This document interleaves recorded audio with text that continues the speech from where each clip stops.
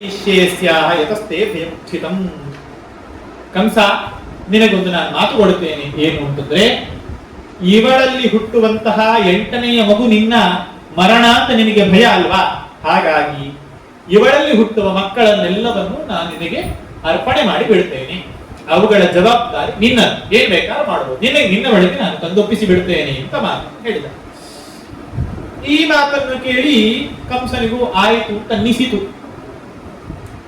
ಸ್ವಸುರ್ವಧಾನ್ಯವೃತೆ ಕಂಸಸ್ತದ್ವಾಕ್ಯ ಸಾರವಿತು ವಸುದೇವೋಪಿ ತಂ ಪ್ರೀತ ಪ್ರಶಸ್ತ್ಯ ಪ್ರಾವಿಶತ್ಯಹಂ.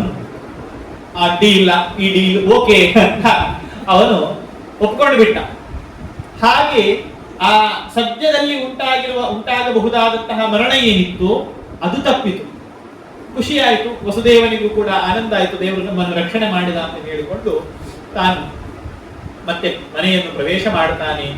ಬಳಿಕ ಕಾಲಕ್ರಮೇಣ ಸಂತತಿಯಾಗಲಿಕ್ಕೆ ಶುರುವಾಯಿತು. ಮೊದಲಿಗೆ ನಕ್ಷತ್ರ, ಜನ್ಮ ನಕ್ಷತ್ರಕ್ಕೆ ಅನುಸಾರಿಯಾಗಿ ಮೊದಲಿಗೆ ಒಂದು ಸಂತತಿ ಆಗ್ತದೆ. ಅದಕ್ಕೆ ಕೀರ್ತಿಮಂತ ಅಂತ ಹೆಸರಿಡ್ತಾರೆ. ಆ ಕೀರ್ತಿಮಂತ ಅಂತ ಎನಿಸಿಕೊಂಡಂತಹ ತನ್ನ ಮೊದಲ ಸಂತತಿ ಏನಿದೆ ಅದನ್ನು ವಸುದೇವ ತಾನು ಪ್ರಾಮಾಣಿಕವಾಗಿ ಹಿಡ್ಕೊಂಡು ಹೋಗ್ತಾನೆ ಕಂಸನ ಬಳಿ. ನೋಡಿ, ಅದಕ್ಕೆ ಹೇಳ್ತಾವ ಒಂದು ಒಳ್ಳೆಯ ವಿಶೇಷಣವನ್ನು ಕೊಡ್ತಾರೆ. ಅನೃತ ದತಿ ವಿಫಲಃ ಅಂತ. ಸುಳ್ಳಾಡುವ ವಿಷಯದಲ್ಲಿ ಹೆಚ್ಚಿನ ಭಯವುಳ್ಳವನು ವಸುದೇವ. ಒಂದೊಮ್ಮೆ ನಾನು ಒಪ್ಪಿಸದೆ ದೇವಕಿಯಲ್ಲಿ ಬಂದಂತಹ ಗರ್ಭವನ್ನು ಒಪ್ಪಿಸ್ತೇನೆ ಅಂತ ಮಾತು ಕೊಟ್ಟು ನಾನು ಒಂದೊಮ್ಮೆ ಒಪ್ಪಿಸದೆ ಹೋದ್ರೆ ಸುಳ್ಳನ್ನಾಡಿದವನಾಗ್ತೇನೆ. ಇಂತಹ ಸುಳ್ಳಾಡಿದವನು ಎನ್ನುವ ಅಪಕೀರ್ತಿ ನನಗೆ ಬರಬಾರದು ಎನ್ನುವುದಾಗಿ ಆ ಭಯಗೊಂಡು ತಾನು ಒಳಗೆ ದುಃಖ ಆಗ್ತಾ ಇದೆ. ಅರ್ಪಯಾಮಾಸ ಕೃಚ್ಛ್ರೇಣ, ಕಷ್ಟದಿಂದ ತಾನು ಮಗುವನ್ನು ಹಿಡ್ಕೊಂಡು ಹೋಗಿ ಕೊಡ್ತಾನಂತೆ. ಅದಕ್ಕ ಅವನ ಒಂದು ವರ್ತನೆಯನ್ನು ಕಂಡು ಒಳ್ಳೆಯ ಮಾತನ್ನು ಹೇಳುತ್ತಾರೆ. ಕಿಂ ದುಸ್ಸಹನ್ನು ಸಾಧೂನಾಂ ವಿದುಷಾಂ ಕಿಮಪೇಕ್ಷಿತ. ಸಜ್ಜನರಿಗೆ ಎಷ್ಟೇ ದೊಡ್ಡ ಕಷ್ಟ ಅಂತ ಆಗಿದ್ರೂ ಕೂಡ ಅದು ಅವರಿಗೆ ದುಸ್ಸಹ ಅಲ್ಲ, ಅದನ್ನು ಅವರು ಸಹಿಸಿಕೊಳ್ತಾರೆ. ಕಷ್ಟ ಎಷ್ಟೇ ಬರಲಿ ಸಹಿಸಿಕೊಳ್ಳುವಂತಹ ಸಾಮರ್ಥ್ಯ ಅವರಲ್ಲಿ ಇದೆ. ಮತ್ತೆ ಅವರಿಗೆ ವಿಷಯ ಪದಾರ್ಥಗಳು, ಇದು ಬೇಕಿತ್ತು, ಇದು ಸಿಕ್ಕಿದ್ರೆ ಒಳ್ಳೆಯದು, ಅದಾಗ್ತಿದ್ರೆ ಒಳ್ಳೆಯದು ಎನ್ನುವಂತಹ ವಿಷಯ ಪದಾರ್ಥಗಳ ಅಭಿಲಾಷೆಯೂ ಇರುವುದಿಲ್ಲ. ಹಾಗಾಗಿ ನೋಡಿ, ತನ್ನದೇ ಮಗುವನ್ನು ಕಟುಕನ ಕೈಗೆ ಕೊಡ್ತಾ ಇದ್ದಾನೆ, ಮೃತ್ಯುವಿನ ಕೈಗೆ ಅರ್ಪಣೆ ಮಾಡ್ತಾ ಇದ್ದಾನೆ. ಒಳಗಿಂದ ಎಷ್ಟು ವೇದನೆ ಆಗಿರಬೇಡ. ಹಾಗಿದ್ರೂ ಕೂಡ ದೇವರ ಇಚ್ಛೆ ಇಲ್ಲ, ಹಾಗಾಗಿ ತಾನು ಕೊಡ್ತಾ ಇದ್ದಾನೆ. ಅಂದ್ರೆ ಇದು ಅವರ ಸಜ್ಜನರಲ್ಲಿ ಇರುವಂತಹ ಒಂದು ವರ್ತನೆ ಅಂತ ತೋರಿಸಿಕೊಡ್ತಾ, ಯಾವಾಗ ಹೀಗೆ ವಸುದೇವ ಮಗುವನ್ನು ಹಿಡ್ಕೊಂಡು ಬರ್ತಾ ಇದ್ದಾನೆ, ಕಂಸನಿಗೆ ಆನಂದ ಆಯಿತು. ಯಾಕೆ? ವಸುದೇವನ ಈ ಪ್ರಾಮಾಣಿಕ ವರ್ತನೆಯನ್ನು, ಮಗುವಂತು ಎನ್ನುವುದರಲ್ಲಿ ಅಲ್ಲ, ಅವನಿಗೆ ಹೇಳಿದ ಮಾತು ನಡೆಸಿಕೊಡ್ತಾ ಇದ್ದಾನಲ್ವ ಇವನು. ಕಂಸ ಸ್ತುಷ್ಟಮನಾರಾಜನ್ ಪ್ರಹಸನ್ ನಿಗಮಪುರವಿ ನಗ್ತಾ ಹೇಳ್ತಾನಂತೆ, ಪ್ರತಿಯಾದ ಕುಮಾರೋಯಂ ನಹ್ಯಸ್ಮಾದಸ್ತಿನೇ ಭಯಂ ಅಷ್ಟಮಾದ್ಯವಯೋ ಪುತ್ರ ಮೃತ್ಯುರ್ಮೇ ವಿಕಲ. ಒಳ್ಳೆಯ ಕರ್ಕೊಂಡು ಹೋಗಯ್ಯ, ಈ ಮಗುವನ್ನು ಕರ್ಕೊಂಡು ಹೋಗು, ಅಡ್ಡಿ ಇಲ್ಲ. ಯಾಕೆ? ಅವಳ 8ನೆಯ ಮಗುವಲ್ಲ ನನ್ನನ್ನು ಸಾಯಿಸುವುದು, ಇದಿನ್ನು ಮೊದಲನೇ ಮಗು. ಯಾಕೆ ಸುಮ್ಮನೆ ಅವನನ್ನು ಕರ್ಕೊಂಡು ಬರ್ತಾ ಇದ್ದೀಯಾ? ನನ್ನ ಬಳಿಗೆ ಬಂದು ಸಾಯಿಸ್ಬೇಕು ಅಂತ ಹಿಡ್ಕೊಂಡು ಬರ್ತಾ ಇದ್ದ, ಕರ್ಕೊಂಡು ಹೋಗು ಅಂತ ಕಾರುಣ್ಯವನ್ನು ತೋರಿಸ್ತಾನೆ. ತಥೇತಿ ಸುತಮಾದಾಯ ವಾನಕ ದುಂದುಭಿಹಿ ನಾಭ್ಯನಂದತ ತದ್ವಾಕ್ಯಂ ವಸತೋ ವಿಜಿತಾತ್ಮನಃ. ಹೀಗೆ ಹೇಳಿದ, ಆಯಿತು ಅಂತ ಹೇಳಿ ವಸುದೇವ ತಾನು ಹಿಡ್ಕೊಂಡು ಬಂದಿದ್ದಾನೆ ಮಗುವನ್ನು. ಆದ್ರೂ ಕೂಡ ಅವನಿಗೆ ಕಂಸನ ಮಾತಿನ ಮೇಲೆ ಪೂರ್ಣ ವಿಶ್ವಾಸ ಇಲ್ಲ. ಹೇಳಿದ್ದಾನೆ ಹೌದು ಕಂಸ ಕರ್ಕೊಂಡು ಹೋಗು ಅಂತ, ಹಾಗಿದ್ರೂ ಕೂಡ ಕಂಸ ಬಿಟ್ಟೇ ಬಿಡ್ತಾನೆ ಎನ್ನುವಂತಹ ವಿಶ್ವಾಸ ವಸುದೇವನಿಗೆ ಹೊಂದಿಲ್ಲ.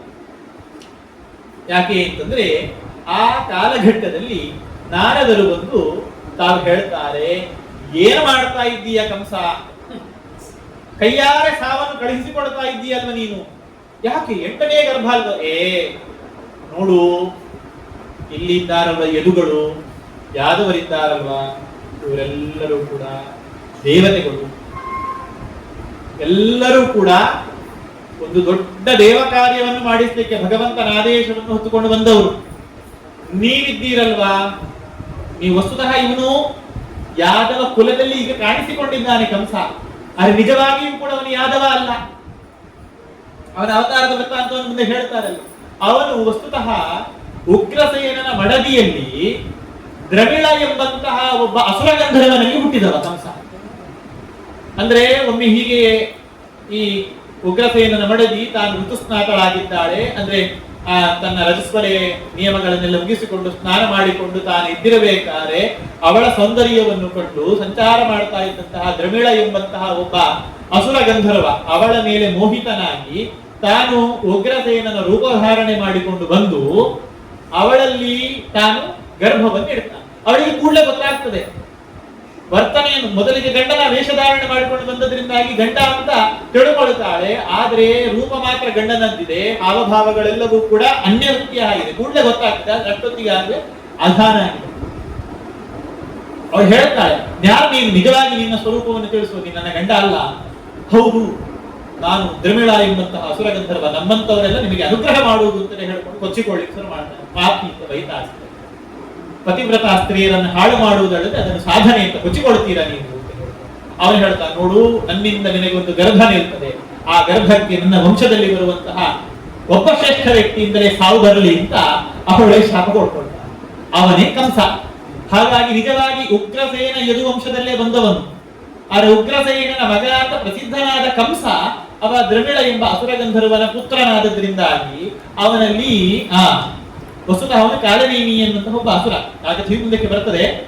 ಅವನಿಗೆ ತನ್ನ ಮಕ್ಕಳನ್ನೇ ತಾನೇ ಕೊಳ್ಳುವಂತಹ ಒಂದು ವಿಶೇಷವಾದಂತಹ ಸ್ಥಿತಿ ಬಂದು ಬಿಡುತ್ತದೆ. ಹಾಗಾಗಿ ಯಾರು ಕಂಸ ಅವನು ಯದುವಂಶಕ್ಕೆ ಸಂಬಂಧಪಟ್ಟವನಲ್ಲ ಮೂಲತಃ. ಆ ಮಾತನ್ನು ನಾನಾದ್ರೂ ಹೇಳ್ತಾರೆ. ಅವನ ಜನ್ಮ ವೃತ್ತಾಂತವನ್ನು ಹೇಳಿ, ನೋಡು, ನೀವೆಲ್ಲರೂ ಕೂಡ ಅಸುರರು, ಅವರೆಲ್ಲರೂ ಕೂಡ ದೇವತೆಗಳು. ಹಾಗಾಗಿ ಅವರು ದೇವ ಕಾರ್ಯಕ್ಕಾಗಿ ಮಾಡಿ ಬಂದು, ನೀನೀಗ ಈ ಮಗುವನ್ನು ಬಿಟ್ಟಿತು ಅಂತಂದ್ರೆ ದೇವತೆಗಳ ಲೆಕ್ಕಾಚಾರ ಸುಲಭ ಅಲ್ಲ. ನೋಡಿ, 8ನೇ ಮಗು ಕಲ್ತದೆ ಅಂತ ಹೇಳಿದ್ದು, ಯಾವ ರೀತಿಯೂ ಲೆಕ್ಕಾಚಾರ ಹಾಕಿ 8ನೇದ್ದು ಅಂತ ಆಗ್ಬೋದಲ್ವಾ?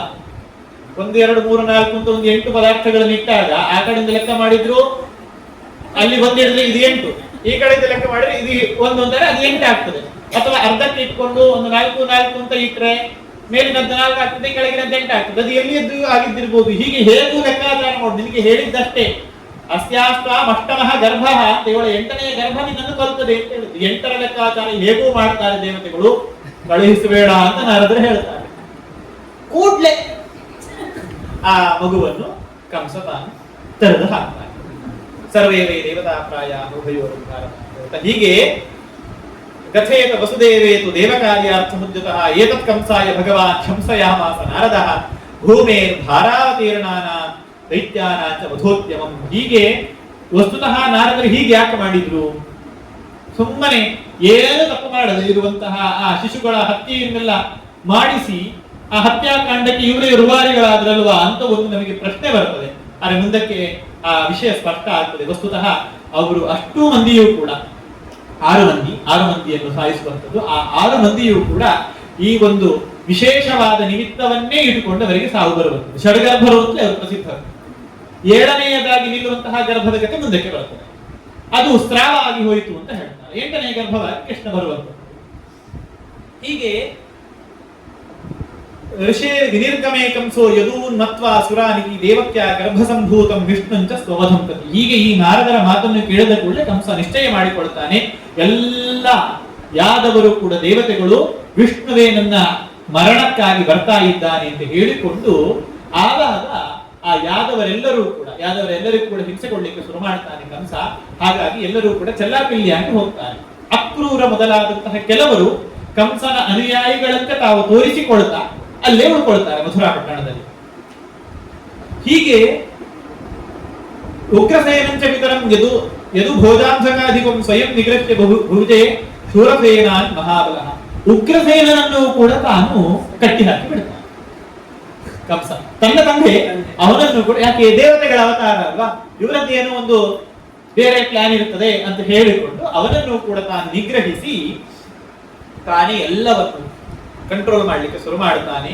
ಅದಾದಾಗ ಮುಂದಿನ ಸಂತತಿಗಳೆಲ್ಲವೂ ಕೂಡ ಆಗ್ತಾ ಬರಬೇಕಾದ್ರೆ ಹತೇಶು ಷಟ್ಸು ಬಾಲೇಶು ದೇವಕ್ಯ ಉಗ್ರಸೇನಿನ ಸಪ್ತಮೋ ವೈಷ್ಣವಂ ಧಾಮ ಯಮನಂತಂ ಪ್ರತಕ್ಷತೆ ಗರ್ಭೋ ಬಭೂವ ದೇವಕ್ಯ ಹರ್ಷಶೋಕ ವಿವರ್ಧನ. 6 ಗರ್ಭವನ್ನು ಕೂಡ ಕಂಸ ಸಾಯಿಸ್ತಾನೆ. ಅವರ ಒಂದು ಹಿನ್ನೆಲೆಯನ್ನು ಹೇಳ್ತಾರೆ. ವಸ್ತುತಃ ಕಶ್ಯಪ ಮಹರ್ಷಿಗಳು ಯಾರಿದ್ದಾರೆ ಅವರಿಗೆ ಒಬ್ಬ ಮಗ ಇರ್ತಾನೆ. ಇವರು ಒಳ್ಳೆಯ ಜ್ಞಾನಿಗಳೇ. ಅಸಿತ ದೇವಲ ಅಂತ ಅವರ ಹೆಸರು. ಅವರು ತುಂಬಾ ತಪಸ್ಸನ್ನೆಲ್ಲ ಮಾಡಿಕೊಂಡು ತುಂಬಾ ತೆಳ್ಳಗಾಗಿ ಹೋಗಿದ್ದಾರೆ, ಅಂದ್ರೆ ದೇಹದಂಡನೆ ಮಾಡಿಕೊಂಡು ತುಂಬಾ ತೆಳ್ಳಗಾಗಿದ್ದಾರೆ. ಅವರನ್ನು ಕಂಡು ಈ ಮರೀಚಿ ಮಹರ್ಷಿಗಳ 6 ಮಂದಿ ಮಕ್ಕಳು ಅವರು ಇವರಿಗೆ ಕಾಮಜ್ವರ ಬಂದಿದೆ ಅಂತ ಅಪಹಾಸ ಮಾಡ್ತಾರೆ. ವಸ್ತುತಃ ಕೃಶತೆ ಅಂತಂದ್ರೆ ತಪಸ್ಸಿನಿಂದ ಅವರ ದೇಹ ಕೃಶವಾಗಿದೆ, ತೆಳ್ಳಗಾಗಿದೆ. ಇವರು ಯಾವುದೋ ಒಂದು ಹೆಣ್ಣನ್ನು ಮನಸ್ಸಿನಲ್ಲಿ ಇಟ್ಟುಕೊಂಡು ಆ ಹೆಣ್ಣು ಸಿಗದೆ ಅದರ ಕೊರಗಿನಿಂದ ಒದ್ದಾಡಿ ಒದ್ದಾಡಿ ಒದ್ದಾಡಿ ಇವರು ಹೀಗೆ ತೆಳ್ಳಗಾಗಿದ್ದಾರೆ ಅಂತ ಹೇಳಿಕೊಂಡು ಅಪಹಾಸ್ಯವನ್ನು ಮಾಡ್ತಾರೆ. ಕೂಡಲೇ ಶಾಪ ಸಿಗ್ತದೆ.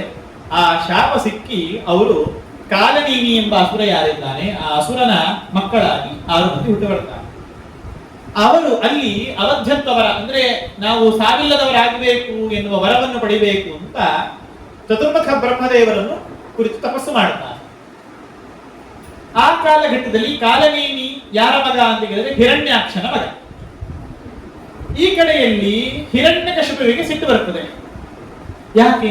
ನನ್ನ ತಮ್ಮನ ಮೊಮ್ಮಕ್ಕಳು ಅಲ್ವಾ. ಈಗ ಹಿರಣ್ಯಕಶಿಪುವಿನ ತಮ್ಮ ಹಿರಣ್ಯಾಕ್ಷ, ಹಿರಣ್ಯಾಕ್ಷನ ಮಗ ಕಾಲನೇಮಿ, ಕಾಲನೇಮಿಯ ಮಕ್ಕಳಾಗಿ 6 ಮಂದಿ ಬಂದಿದ್ದಾರೆ. ಯಾರು? ಮರೀಚಿ ಮುನಿಗಳ ಮಕ್ಕಳು.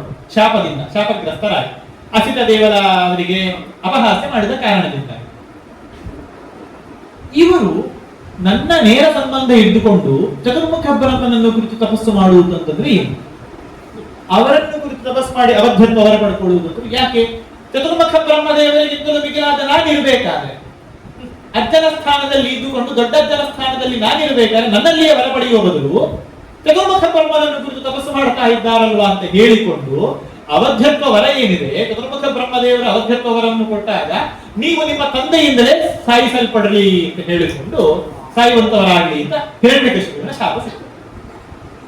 ಆ ಚತುರ್ಮುಖ ಬ್ರಹ್ಮದೇವರ ವರವನ್ನು ಸತ್ಯ ಮಾಡಬೇಕು, ಈ ಕಡೆಯಿಂದ ಹಿರಣ್ಯಕಶಿಪುವಿನ ಶಾಪವನ್ನು ಕೂಡ ಸತ್ಯ ಮಾಡಬೇಕು ಎನ್ನುವ ಕಾರಣಕ್ಕಾಗಿ ದುರ್ಗಾದೇವಿ ತಾನು ಆ 6 ಮಂದಿಯನ್ನು ಕೂಡ ಅವರು ಒಂದು ಪರ್ವತದಲ್ಲಿ ಅವರನ್ನು ಗುಹೆಯಲ್ಲಿ ಅವರನ್ನು ಇರಿಸಿ ಅವರು ಗಾಢ ನಿದ್ರೆ ಮಾಡುವಂತೆ ಮಾಡಿ ಆ ಸುಪ್ತಾವಸ್ಥೆಯಲ್ಲಿರಬೇಕಾದ್ರೆ ಅವರ ಒಂದು ಅಂಶವನ್ನು ಈ ಶಿಶು ಶರೀರದ ಒಳಗೆ ತಂದು ನಿಲ್ಲಿಸಿ ಕಾಲನೇಮಿಯೇ ಹುಟ್ಟಿ ಬಂದಿರುವಂತದ್ದು ಕಂಸನ ಮುಖಾಂತರ ಸಾಯಿಸಿ ಅಲ್ಲಿ ಸತ್ತ ಬಳಿಕ ಅವರನ್ನು ಮತ್ತೆ ಆ ಮೂಲ ಅಂಶ ಏನಿದೆ ಅವರು ಸುಪ್ತಾವಸ್ಥೆಯಲ್ಲಿದ್ದಾರಲ್ಲ ಅಲ್ಲಿಗೆ ಸೇರಿಸಿ ಅವರು ಸ್ವರೂಪತಃ ಸಾಯದೇ ಇರುವಂತೆ ಮಾಡಿದ್ರು. ಮಲ್ಕೊಂಡಿರಬೇಕಾದ್ರೆ ಎದ್ದು ಹೋಗಿ ಬರುವುದು ನಮಗೆ ಗೊತ್ತಾಗುವುದಿಲ್ಲ ಅಲ್ವಾ, ಆ ರೀತಿಯಾಗಿ ಅಲ್ಲಿಗೆ ಕರ್ಕೊಂಡು ಹೋಗಿ ಅಲ್ಲಿ ಸಾಯಿಸಿದ್ದು. ಅಂದ್ರೆ ತಂದೆಯಾದ ಕಂಸನೇ ಅಂದ್ರೆ ಕಾಲನೇಮಿ ಅವರನ್ನು ಸಾಯಿಸಿದ, ಈ ಕಡೆಯಿಂದ ಅವರು ಬದುಕಿ ಉಳಿದವರು ಆದರು.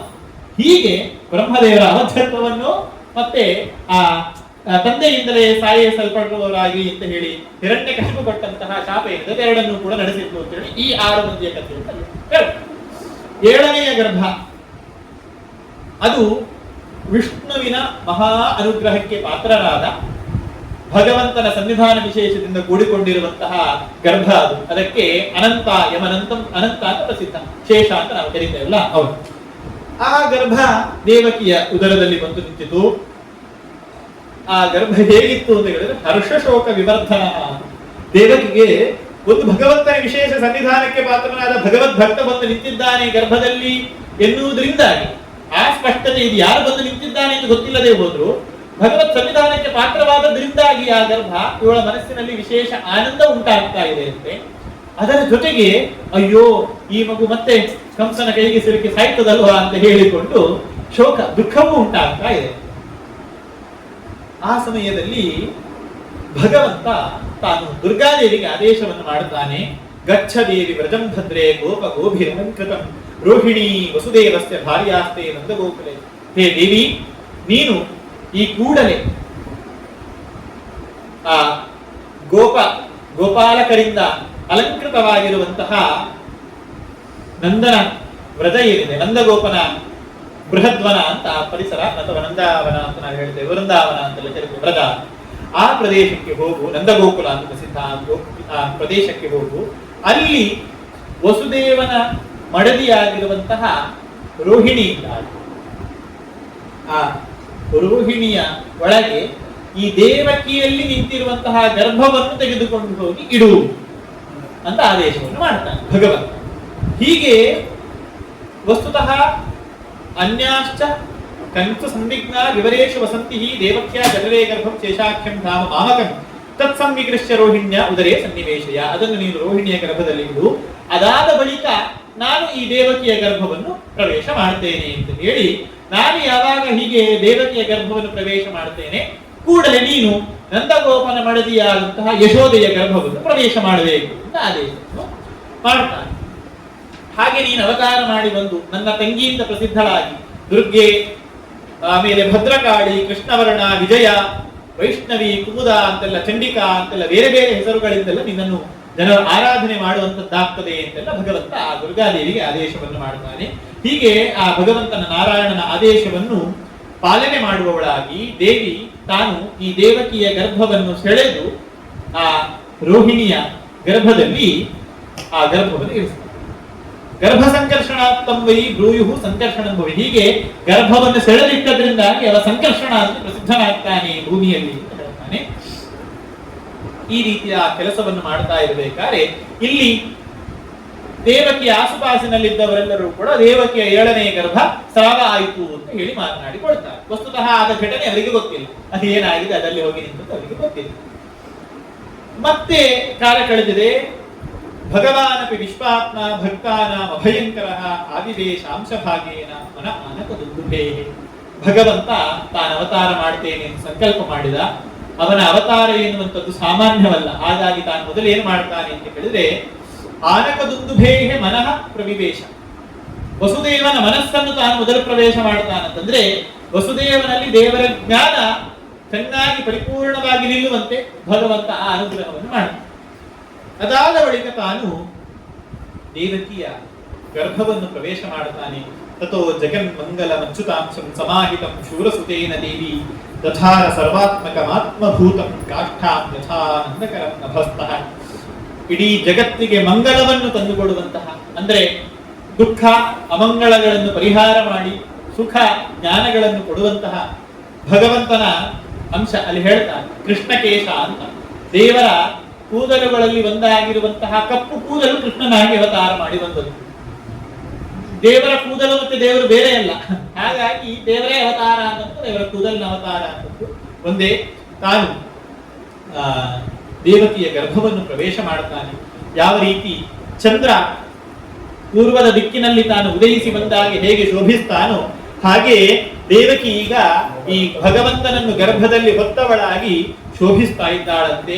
ಸಾ ದೇವಕಿ ಸರ್ವ ಜಗನ್ನಿವಾಸ ನಿವಾಸ ಭೂತ ನಿತರಾಂ ವಿರೇತೆ ಭೋಜೇಂದ್ರ ಗೇಹೇಗ್ನಿ ಶಿಖೇವ ವೃದ್ಧ ಸರಸ್ವತಿ ದ್ಯೂತಖಲೆ ಯಥಾ ಸತಿ. ಯಾವ ರೀತಿ ಒಂದು ಅಗ್ನಿಯ ಜ್ವಾಲೆ ಚೆನ್ನಾಗಿ ಬೆಳಗುತ್ತಾ ಇರುವಂತೆ ದೇವಕಿ ಈಗ ಭಗವಂತನನ್ನು ಉದರದಲ್ಲಿ ಹೊತ್ತಿಕೊಂಡಿರುವುದರಿಂದಾಗಿ ಬೆಳಗುತ್ತಾ ಇದೆ. ಅಂದ್ರೆ ಅವಳಲ್ಲಿ ವಿಶೇಷವಾದ ಪ್ರಭೆ ಒಂದು ಕಾಣಿಸಿಕೊಳ್ಳುತ್ತಾ ಇದೆ. ಅವಳಲ್ಲಿ ಈ ಹಿಂದೆ ಕಂಡರಿಯದ ಪ್ರಭೆ ಈಗ ಕಾಣಿಸ್ತಾ ಇರುವುದರಿಂದಲೇನೆ ಕಂಸ ನಿಶ್ಚಯ ಮಾಡಿಕೊಂಡ. ತಾಂ ವೀಕ್ಷ ಕಂಸ ಪ್ರಭಯಾಜಿತಂಭರ ವಿರೋಚಯಂತಿ ಭವನಂ ಶ್ರುತಿಸ್ಮಿತ ಅಹೇಷಮೇ ಪ್ರಾಣಹರೋ ಹರಿರ್ಗುಹ ಧ್ರುವಂ ಚಿತೋ ಎನ್ನ ಪುರಿ. ಇವಳು ಹಿಂದೆ ಹೀಗಿರಲಿಲ್ಲ, ಇವಳಲ್ಲೊಂದು ವಿಶೇಷ ಬದಲಾವಣೆ ಕಾಣಿಸಿಕೊಳ್ತಾ ಇದೆ. ಏನು ವಿಶೇಷ ಬದಲಾವಣೆ? ಎಲ್ಲೂ ಕಾಣದ ಅಪರಿಮಿತವಾದಂತಹ ಪ್ರಭೆ, ಹೆಚ್ಚಾದ ಪ್ರಭೆ ಇವಳಲ್ಲಿ ಕಾಣಿಸಿಕೊಳ್ತಾ ಇದೆ. ಅವಳ ಆ ಪ್ರಭೆಯನ್ನು ಕಂಡು ನನಗೆ ನಿಶ್ಚಯ ಆಗ್ತಾ ಇದೆ, ನನ್ನ ಪ್ರಾಣವನ್ನು ಅಪಹರಣ ಮಾಡುವಂತಹ ಶ್ರೀಹರಿ ಇವಳ ಗರ್ಭವನ್ನು ಪ್ರವೇಶಿಸಿದ್ದಾನೆ ಅಂತ ಕಂಸ ಆಲೋಚನೆ ಮಾಡಿದ. ಧ್ರುವಂ ಸ್ಥಿತ, ನಿಶ್ಚಯವಾಗಿ ಬಂದು ಕೂತಾಗಿದೆ. ಇನ್ನು ನನಗೆ ಹೆಚ್ಚಿನ ಸಮಯ ಅಸ್ತಿತ್ವ ಇಲ್ಲ, ನನ್ನನ್ನು ಕೊಲ್ಲುವ ಬಂದಾಗಿದೆ ಅಂತ ನಿಶ್ಚಯ ಮಾಡಿಕೊಳ್ತಾನೆ. ಏನ್ ಮಾಡ್ಬೇಕೀಗ ನಾನು? ತತ್ಕಾಲದಲ್ಲಿ ಈ ಕಾಲದಲ್ಲಿ ನಾನು ಮಾಡಬೇಕಾದಂತಹ ಕೆಲಸ ಏನು? ಯಾವ ಒಂದು ಕೆಲಸವನ್ನು ಮಾಡಿದರೆ ನನ್ನ ಮೃತ್ಯುವನ್ನು ನಾನು ಗೆಲ್ಲಬಲ್ಲೆನೋ ಅಂತಹ ಯಾವ ಕೆಲಸವನ್ನು ನಾನೀಗ ಮಾಡಬೇಕು ಅಂತ ಆಲೋಚನೆ ಮಾಡ್ತಾನೆ. ಇತಿ ಘೋರತಮಾದ್ಭಾವ ಸನ್ನಿವೃತ್ತ ಸ್ವಯಂ ಪ್ರಭು ಆಸ್ತೆ ಪ್ರದೀಕ್ಷಂ ತಜ್ಜನ್ಮ ಹರೇ ವೈರಾನುಬಂಧವಿತು. ವಸ್ತುತಃ ಸುಮಾರು ಅಲ್ಲಿಯೂ ತಾನು ವೇದಾಂತ ಆಲೋಚನೆಗಳನ್ನೆಲ್ಲ ಮಾಡಿಕೊಳ್ತಾನೆ. ಸಾಮಾನ್ಯವಾಗಿ ಕೋಪದ ಕೈಗೆ ವಶವಾಗಿ ಬಿಟ್ಟರೆ ಮನುಷ್ಯ ತನ್ನ ಅಸ್ತಿತ್ವವನ್ನು ತಾನು ಕಳ್ಕೊಂಡು ಬಿಡುತ್ತಾನೆ. ಹಾಗಾಗಿ ಸ್ವಲ್ಪ ಜಾಗ್ರತೆಯಿಂದ ವರ್ತಿಸಬೇಕು ಅಂತ ಆಲೋಚನೆ ಮಾಡಿ ಮುಂದಕ್ಕೆ ಈಗಲೇ ಕೊಂದು ಬಿಡುತ್ತೇನೆ ಎನ್ನುವಂತಹ ಭಾವ ಏನು ಬಂದಿತ್ತು ಅದರಿಂದ ತಾನು ಹಿಮ್ಮುಖನಾಗ್ತಾನೆ. ಹಿಂಬಡತೆಯನ್ನು ಪಡ್ಕೊಳ್ತಾನೆ. ಆದರೆ ಕೂತಲ್ಲಿ, ನಿಂತಲ್ಲಿ, ಹೋದಲ್ಲಿ ಎಲ್ಲಾ ಕಡೆಯಲ್ಲೂ ಕೂಡ ಕೃಷ್ಣ ಆ ಗರ್ಭದದ್ದೇ ಸ್ಮರಣೆ, ಕೃಷ್ಣವಿನದ್ದೇ ಸ್ಮರಣೆ. ಹೇಳ್ತದೆ ನೋಡಿ ಭಾಗವತ, ಆಸೀನಃ ಸಂವಿಶನ್ ತಿಷ್ಠನ್ ಭುಂಜಾನಃ ಪರ್ಯಟನ್ ಪಿಬನ್ ಚಿಂತಯಾನು ಋಷಿಕೇಶಂ ಅವಶ್ಯ ತನ್ಮಯಂ ಜಗತ್ತು. ಕೂತ್ಕೊಂಡಿದ್ದಾನೆ, ಭಗವತ್ ದೇವರು ಕಾಣ್ತಾ ಇದ್ದಾನೆ. ನನ್ನನ್ನು ಕೊಲ್ಲಿಕ್ಕೆ ಬರ್ತಾ ಇರುವ ವಿಷ್ಣು ಎಲ್ಲಿಂದ ಬರ್ತಾನೆ, ಹೇಗೆ ಬರ್ತಾನೆ? ಸಂವಿಷನ್ ಎಲ್ಲೋ ಹೋಗ್ತಾ ಇದ್ದಾನೆ, ತನ್ನ ಅಂತಃಪುರವನ್ನು ಪ್ರವೇಶ ಮಾಡ್ತಾನೆ, ಅಥವಾ ತನ್ನ ಅರಮನೆಯನ್ನು ಪ್ರವೇಶ ಮಾಡ್ತಾನೆ. ಎಲ್ಲಿ ಹೋಗ್ಬೇಕು ಅವರು? ಎಲ್ಲಿಂದ ನನ್ನ ಮೃತ್ಯು ಬಂದೀತು? ತಿಂತಾ ಇದ್ದಾನೆ, ಈ ತಿನ್ನುವ ಆಹಾರದಿಂದ ನನಗೆ ಮೃತ್ಯು ಬಂದೀತಾ? ಪರ್ಯಟನ್ ಸುತ್ತ ಎಲ್ಲೋ ಸಂಚಾರಕ್ಕೆ ಹೋಗ್ತಾ ಇದ್ದಾನೆ. ಅವಳ 8ನೇ ಗರ್ಭ ಕೊಲ್ತದಂತೆ, ಅದು ಬಂದು ಕೂತಿದೆ, ಅದೀಗ ಎಲ್ಲಿಂದ ಬಂದು ನನ್ನನ್ನು ಸಾಯಿಸ್ತದೆ. ಕುಡಿಬೇಕಾದ್ರೆ ಪಿಬನ್, ಏನು ಕುಡಿಬೇಕಾದ್ರೂ ಕೂಡ ಭಗವಂತನ ಸ್ಮರಣೆ. ಋಷಿಕೇಶಂ ಅಪಶ್ಯತ್ ಚಿಂತಯಾನ, ಚಿಂತನೆ ಮಾಡ್ತಾ ಎಲ್ಲ ಕಡೆಯೂ ಕೂಡ ಋಷಿಕೇಶನನ್ನು ಭಗವಂತನನ್ನು ಕಾಣ್ತಾ ಇದ್ದಾನೆ. ನೋಡಿ, ತನ್ಮಯಂ ಜಗತ್, ದೇವರೇ ಇಡೀ ಜಗತ್ತಿನಲ್ಲಿ ಕಾಣಿಸಿಕೊಳ್ತಾ ಇದ್ದಾನೆ. ಇದೇ ಹೇಳುವಂಥದ್ದು. ನಿಜವಾಗಿಯೂ ಕೂಡ ದೇವರನ್ನು ಕಾಣಬೇಕು, ದೇವರನ್ನು ಕಾಣಬೇಕು, ದೇವರನ್ನು ಕಾಣಬೇಕು. ಹೇಗೆ ಕಾಣಬೇಕು ಎನ್ನುವುದೊಂದು ಗೊತ್ತಾಗದೆ ಹೋದ್ರೆ ಎಷ್ಟು ದೇವರನ್ನು ಕಂಡು ಪ್ರಯೋಜನ ಇಲ್ಲ. ಇಡೀ ಜಗತ್ತು ತುಂಬಾ ದೇವರು ಕಾಣ್ತಾ ಇದ್ದಾನೆ ಕಂಸನಿಗೆ, ಆದ್ರೆ ಆ ದೇವರಲ್ಲಿ ಭಕ್ತಿ ಇಲ್ಲ. ಆ ದೇವರು ನನ್ನ ಸಾವು, ಅವನನ್ನು ಗೆಲ್ಲಬೇಕು, ಆ ಸಾವನ್ನು ನಾನು ಸಾಯಿಸಬೇಕು ಅಂತಲೇ ಹೊರಡ್ತಾ ಇದ್ದಾನೆ. ಅಂದ್ರೆ ಎಷ್ಟು ಒಂದು ದೌರ್ಭಾಗ್ಯ ನೋಡಿ ಅವನು. ಹಾಗೆ ಒಂದೊಮ್ಮೆ ತನ್ಮಯವಾಗಿ ಜಗತ್ತನ್ನು ಕಂಡು ಬಿಟ್ಟಿದ್ದಿದ್ರೆ, ಆ ಜಗತ್ತಿನಲ್ಲಿ ಭಗವಂತನನ್ನು ಕಂಡು ಬಿಟ್ಟಿದ್ದಿದ್ರೆ, ಅದರಲ್ಲಿ ಚೂರು ಭಕ್ತಿಯ ಪಸೆ ಇರ್ತಿದ್ರೆ ಆತ ಮುಕ್ತನಾಗಿ ಬಿಡ್ತಾ ಇದ್ದ. ವಸ್ತುತಃ ಅವನೊಳಗೆ ಜೀವದ್ವಯಾವೇಶ ಇದೆ. ಕಾಲನೇಮಿಯ ಜೊತೆಗೆ ಭೃಗು ಮಹರ್ಷಿಗಳು ಕೂಡ ತಾವು ಸೇರಿಕೊಂಡಿದ್ದಾರೆ. ಅವರು ದೇವರ ವ್ಯಾಪ್ತೋಪಾಸನೆಯನ್ನು ಮಾಡ್ತಾ ಇದ್ದಾರೆ. ಭೃಗು ಮಹರ್ಷಿಗಳು, ಕಾಲನೇಮಿ ಅಲ್ಲೆಲ್ಲಾ ಕಡೆಯೂ ಕೂಡ ದೇವರಿದ್ದಾನೆ ಅಂತ ಕಂಡರೂ ಕೂಡ ಅವನನ್ನು ಹೇಗೆ ನಾನು ಸಾಯಿಸಬಲ್ಲೆ ಅಂತ ಆಲೋಚನೆ ಮಾಡ್ತಾ ಇದ್ದಾನೆ. ಅಷ್ಟೇ ಇರುವ ವ್ಯತ್ಯಾಸ. ಹೀಗೆ ಕಂಸನ ಚರ್ಯೆ ಆಯಿತು ಅಂತಂದ್ರೆ, ಈ ಕಡೆ ಗರ್ಭ ವೈಭವೋಪೇತವಾಗಿ ಪ್ರಕಾಶಮಯವಾಗಿ ಬೆಳೀತಾ, ಅಂದ್ರೆ ಜಗತ್ತಿನ ಕಣ್ಣಿಗೆ ಬೆಳೆಯುವಂತೆ ತೋರಿಸ್ತಾ ಇರಬೇಕಾದ್ರೆ ಮೇಲ್ಗಡೆಯಿಂದ ಚತುರ್ಮುಖ ಬ್ರಹ್ಮದೇವರು, ರುದ್ರದೇವರೆಲ್ಲ ತಾವು ಬಂದು ಆ ಗರ್ಭವನ್ನು ಸ್ತುತಿ ಮಾಡ್ತಾರೆ. ಬಹಳ ಸುಂದರವಾದ ಸ್ತುತಿ, ಅದಕ್ಕೆ ಹೆಸರೇ ಗರ್ಭಸ್ತುತಿ ಅಂತ. ಈಗಲೂ ಕೂಡ ಗರ್ಭಿಣಿ ಸ್ತ್ರೀಯರು ಆ ಗರ್ಭಸ್ತುತಿಯ ಪಾರಾಯಣವನ್ನು ಮಾಡಿಸುವುದು, ಅದರ ಮಹಿಮೆಯನ್ನು ಶ್ರವಣ ಮಾಡಿದ್ರೆ ಒಳ್ಳೆಯ ಗರ್ಭ ಬರ್ತದೆ, ಗರ್ಭಕ್ಕೆ ರಕ್ಷಣೆ ಸಿಗ್ತದೆ, ದೇವರ ಅನುಗ್ರಹಕ್ಕೆ ಪಾತ್ರವಾದಂತಹ ಗರ್ಭ ಸಂತಾನ ರೂಪದಲ್ಲಿ ಹೊರಗೆ ಬರ್ತದೆ ಅಂತ ಹೇಳಿಕೊಂಡು ಅದರ ಮಹಿಮೆಯನ್ನು ಹೇಳ್ತಾರೆ. ಬಹಳ ಸುಂದರವಾದಂತಹ ಶ್ಲೋಕಗಳು. ಬ್ರಹ್ಮಭವಾಭೂಚತು ಸತ್ಯವ್ರತಂ ಸತ್ಯಪರಂ ತ್ರಿಸತ್ಯಂ ಸತ್ಯಸ್ಯ ಯೋನಿಂ ನಿಹಿತಂ ಚ ಸತ್ಯೇ ಸತ್ಯಸ್ಯ ಸತ್ಯಮುತ ಸತ್ಯನೇತ್ರಂ ಸತ್ಯಾತ್ಮಕಂ ತ್ವಾಂ ಶರಣಂ ಪ್ರಪನ್ನಾಃ. ಸತ್ಯವ್ರತಂ, ದೇವರು ಸತ್ಯವ್ರತನಾಗಿದ್ದಾನೆ. ಸತ್ಯವ್ರತ, ಸತ್ಯಪರ, ತ್ರಿಸತ್ಯ ಅಂತ ಒಂದೊಂದೇ ಹೇಳ್ಕೊಂಡು ಎಲ್ಲ ಕಡೆ ಸತ್ಯ ಮಾತ್ರ ಹೇಳುವುದು. ನನಗೆ ಸತ್ಯನಾರಾಯಣ ಪೂಜೆಯಲ್ಲಿ ಹೇಗೆ ಸತ್ಯ ಕೇಳುವುದು, ಹಾಗೆ ಇದು ಕೂಡ ಸತ್ಯನಾರಾಯಣ ಪೂಜೆಯಲ್ಲಿ ವಿನಿಯೋಗ ಮಾಡಬಹುದಾದ ಬಹಳ ಸುಂದರವಾದಂತಹ ದೇವರ ಗುಣಚಿಂತನೆಗಳು ಮಾಡಲೇಬೇಕಾಗಿರುವಂಥದ್ದು. ಸತ್ಯವ್ರತ, ಸತ್ಯ ಎನ್ನುವಲ್ಲಿ ಸತ್ ಅಂತಂದ್ರೆ ದೋಷರಹಿತ ಅಂತ ಅರ್ಥ. ಇನ್ನು ತ ಯಾ ಅಂತ ಇದೆ. ಸತ್ ಯಾ ಎನ್ನುವಲ್ಲಿ ಸತ್ ಯಾ ಅದರಲ್ಲಿ ಆಗಬೇಕಾದ್ರೆ ಯಾ ಆಗಬೇಕು ಅಂತಂದ್ರೆ ಈ ಮತ್ತೆ ಆ ಎನ್ನುವುದು ಸೇರಬೇಕು. ಈ ಆ ಸೇರಿದ್ರೆ ಯಾ ಅಂತ ಆಗ್ತದೆ. ಸಂಧಿ ನಿಯಮಗಳೆಲ್ಲ ಇರುವುದು. ಈ ಅಂತಂದ್ರೆ ಇಣಗತವು ಅಂತ, ಗತಿ ಅಂತಂದ್ರೆ ಜ್ಞಾನ. ದೇವರು ಜ್ಞಾನ ಸ್ವರೂಪನಾಗಿ ನಿರ್ದೋಷರಹಿತವಾದ ಜ್ಞಾನ ಸ್ವರೂಪದಲ್ಲಿ ಇರುವವನು, ದೋಷರಹಿತವಾದಂತಹ ಆನಂದ ಸ್ವರೂಪದಲ್ಲಿ ಇರುವವನು ದೇವರು ಎನ್ನುವುದನ್ನು ಸತ್ಯ ಅಂತ ಶಬ್ದ ಹೇಳ್ಕೊಳ್ತೇವೆ. ಅಂದ್ರೆ ನಮ್ಮಲ್ಲಿ ಜ್ಞಾನ ಇರುತ್ತದೆ, ನಮ್ಮಲ್ಲಿ ಆನಂದ ಇರುತ್ತದೆ, ಆದ್ರೆ ಇದು ದೋಷ ಸಹಿತವಾದಂತಹ ಜ್ಞಾನ, ದೋಷ ಸಹಿತವಾದಂತಹ ಆನಂದ. ದೋಷ ಸಹಿತ ಜ್ಞಾನ ಅಂತಂದ್ರೆ ನಮ್ಮ ಜ್ಞಾನದ ಜೊತೆಗೆ ಅಜ್ಞಾನವೂ ಇದೆ ಅಲ್ವಾ. ಜ್ಞಾನ 0.1% ಇದ್ರೆ ಮತ್ತೆ ಉಳಿದದೆಲ್ಲ ಅಜ್ಞಾನವೇ ನಮ್ಮಲ್ಲಿ ಇರುವಂತದ್ದು ಅಲ್ವಾ. ಈಗ ಒಂದು ವಿಷಯದ ಬಗ್ಗೆ ನೋಡುವುದು ಅಂತಂದ್ರು ಕೂಡ, ಇವನು ಮೊಬೈಲ್ ಎಲ್ಲ ಆಪರೇಟ್ ಮಾಡ್ಲಿಕ್ಕೆ ಬರ್ತದಪ್ಪ ಅವನಿಗೆ ಅಂತ ಹೇಳ್ಕೊಂಡು ಹೇಳ್ತೇವೆ. ಎಲ್ಲಿಯವರೆಗೆ? ಅದರ ಅಪ್ಲಿಕೇಶನ್ಗಳನ್ನು ಆಪರೇಟ್ ಮಾಡ್ಲಿಕ್ಕೆ ಮಾತ್ರ ಬರುವುದು ಅಲ್ವಾ. ಆ ಅಪ್ಲಿಕೇಶನ್ ಅದನ್ನು ಹೇಗೆ ತಯಾರು ಮಾಡ್ತಾರೆ, ಅದರ ಫಂಕ್ಷನ್ಸ್ ಗಳು ಹೇಗಿವೆ, ಅದರ ಕ್ಯಾಮೆರಾದ ಕೆಪಾಸಿಟಿ ಹೀಗೆ ಬರಬೇಕು ಅಂದ್ರೆ ಏನ್ ಮಾಡಬೇಕು, ಅದರ ಬಗ್ಗೆ ಎಲ್ಲ ನಾಲೆಜ್ ಇರುವುದಿಲ್ಲ ಅಲ್ವಾ. ಈಗ ನಾವು ಎಲ್ಲ ಅದಕ್ಕೆ ಸ್ಪೆಷಲಿಸ್ಟ್ಗಳು ಅಂತ ಹೇಳುದು, ಯಾಕಂದ್ರೆ ಅದು ಮಾತ್ರ ಗೊತ್ತಿದೆ ಅಂತ. ನಮ್ಮಲ್ಲಿ ತಜ್ಞ ಅಂತ ಒಂದು ಶಬ್ದ ಇದೆ, ಬಹಳ ಸುಂದರವಾದ ಶಬ್ದ. ಅದರ ಅರ್ಥ ಏನು ಅಂತಂದ್ರೆ ತತ್ ಜಾನಾತಿ, ಅದನ್ನು ತಿಳ್ಕೊಂಡಿದ್ದಾನೆ, ಅದು ಮಾತ್ರ ಗೊತ್ತವನಿಗೆ, ಮತ್ತೆ ಅದು ಗೊತ್ತಿಲ್ಲ.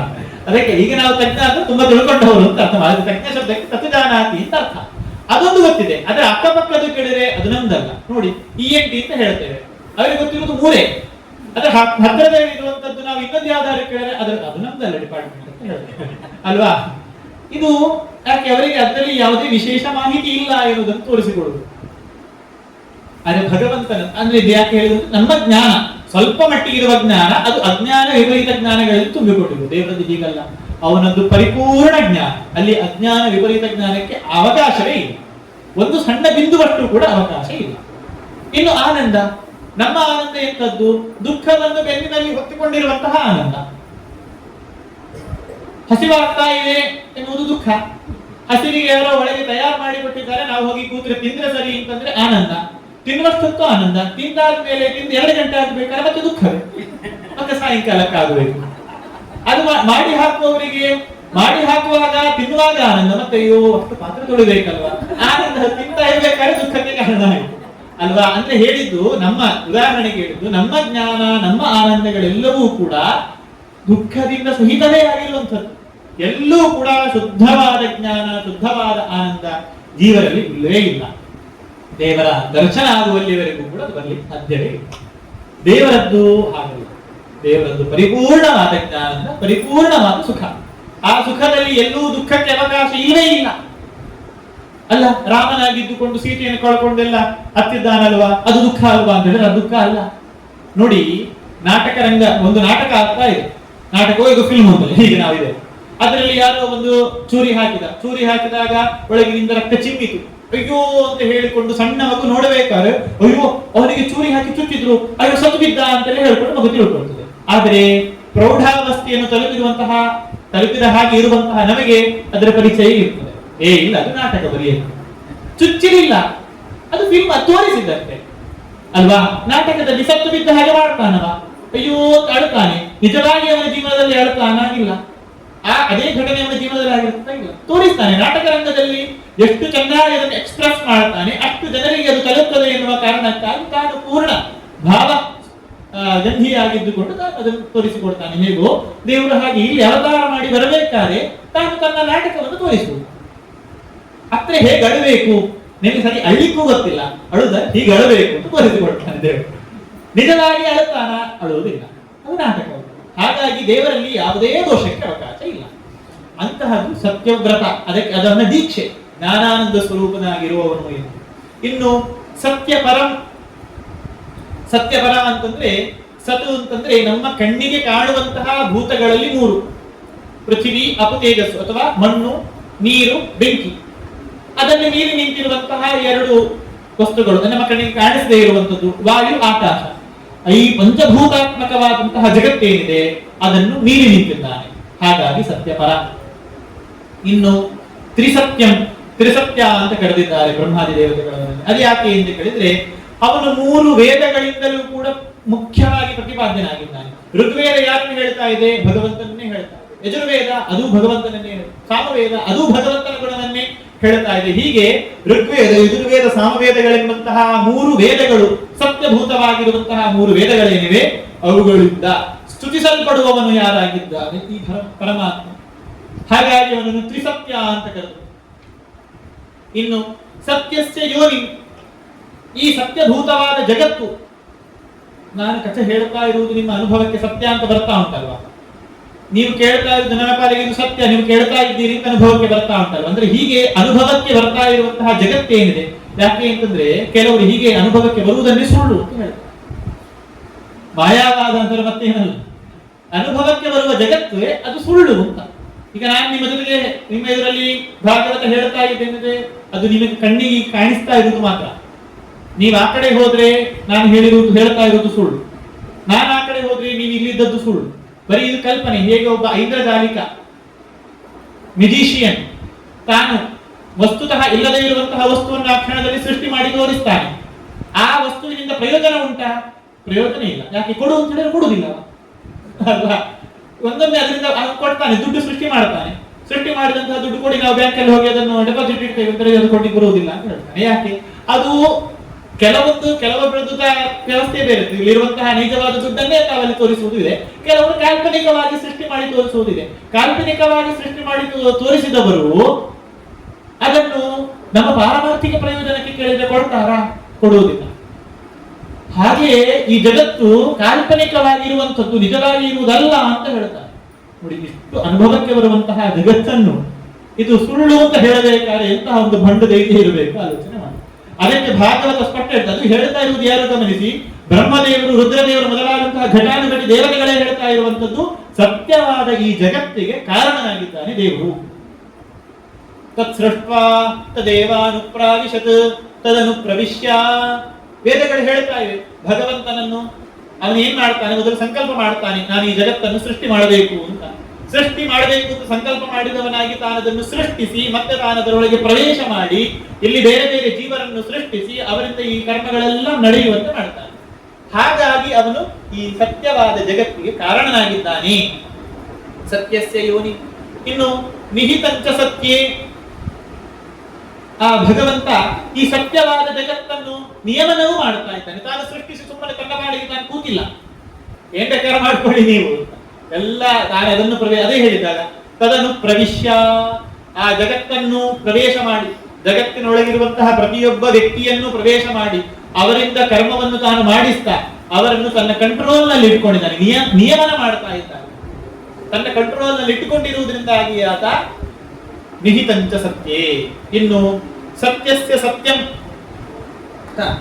ಯಾರು ಸತ್ಯವೆನಿಸಿಕೊಳ್ಳುವವರು ಅಂದ್ರೆ ಭಗವಂತನ ಜ್ಞಾನ ಸಂಪಾದನೆ ಮಾಡಿಕೊಳ್ಳುವಂತಹ ಬ್ರಹ್ಮಾದಿ ದೇವತೆಗಳು ಯಾರಿದ್ದಾರೆ ಅವರಿಗೆ ತಾನು ಆಶ್ರಯನಾಗಿದ್ದಾನೆ.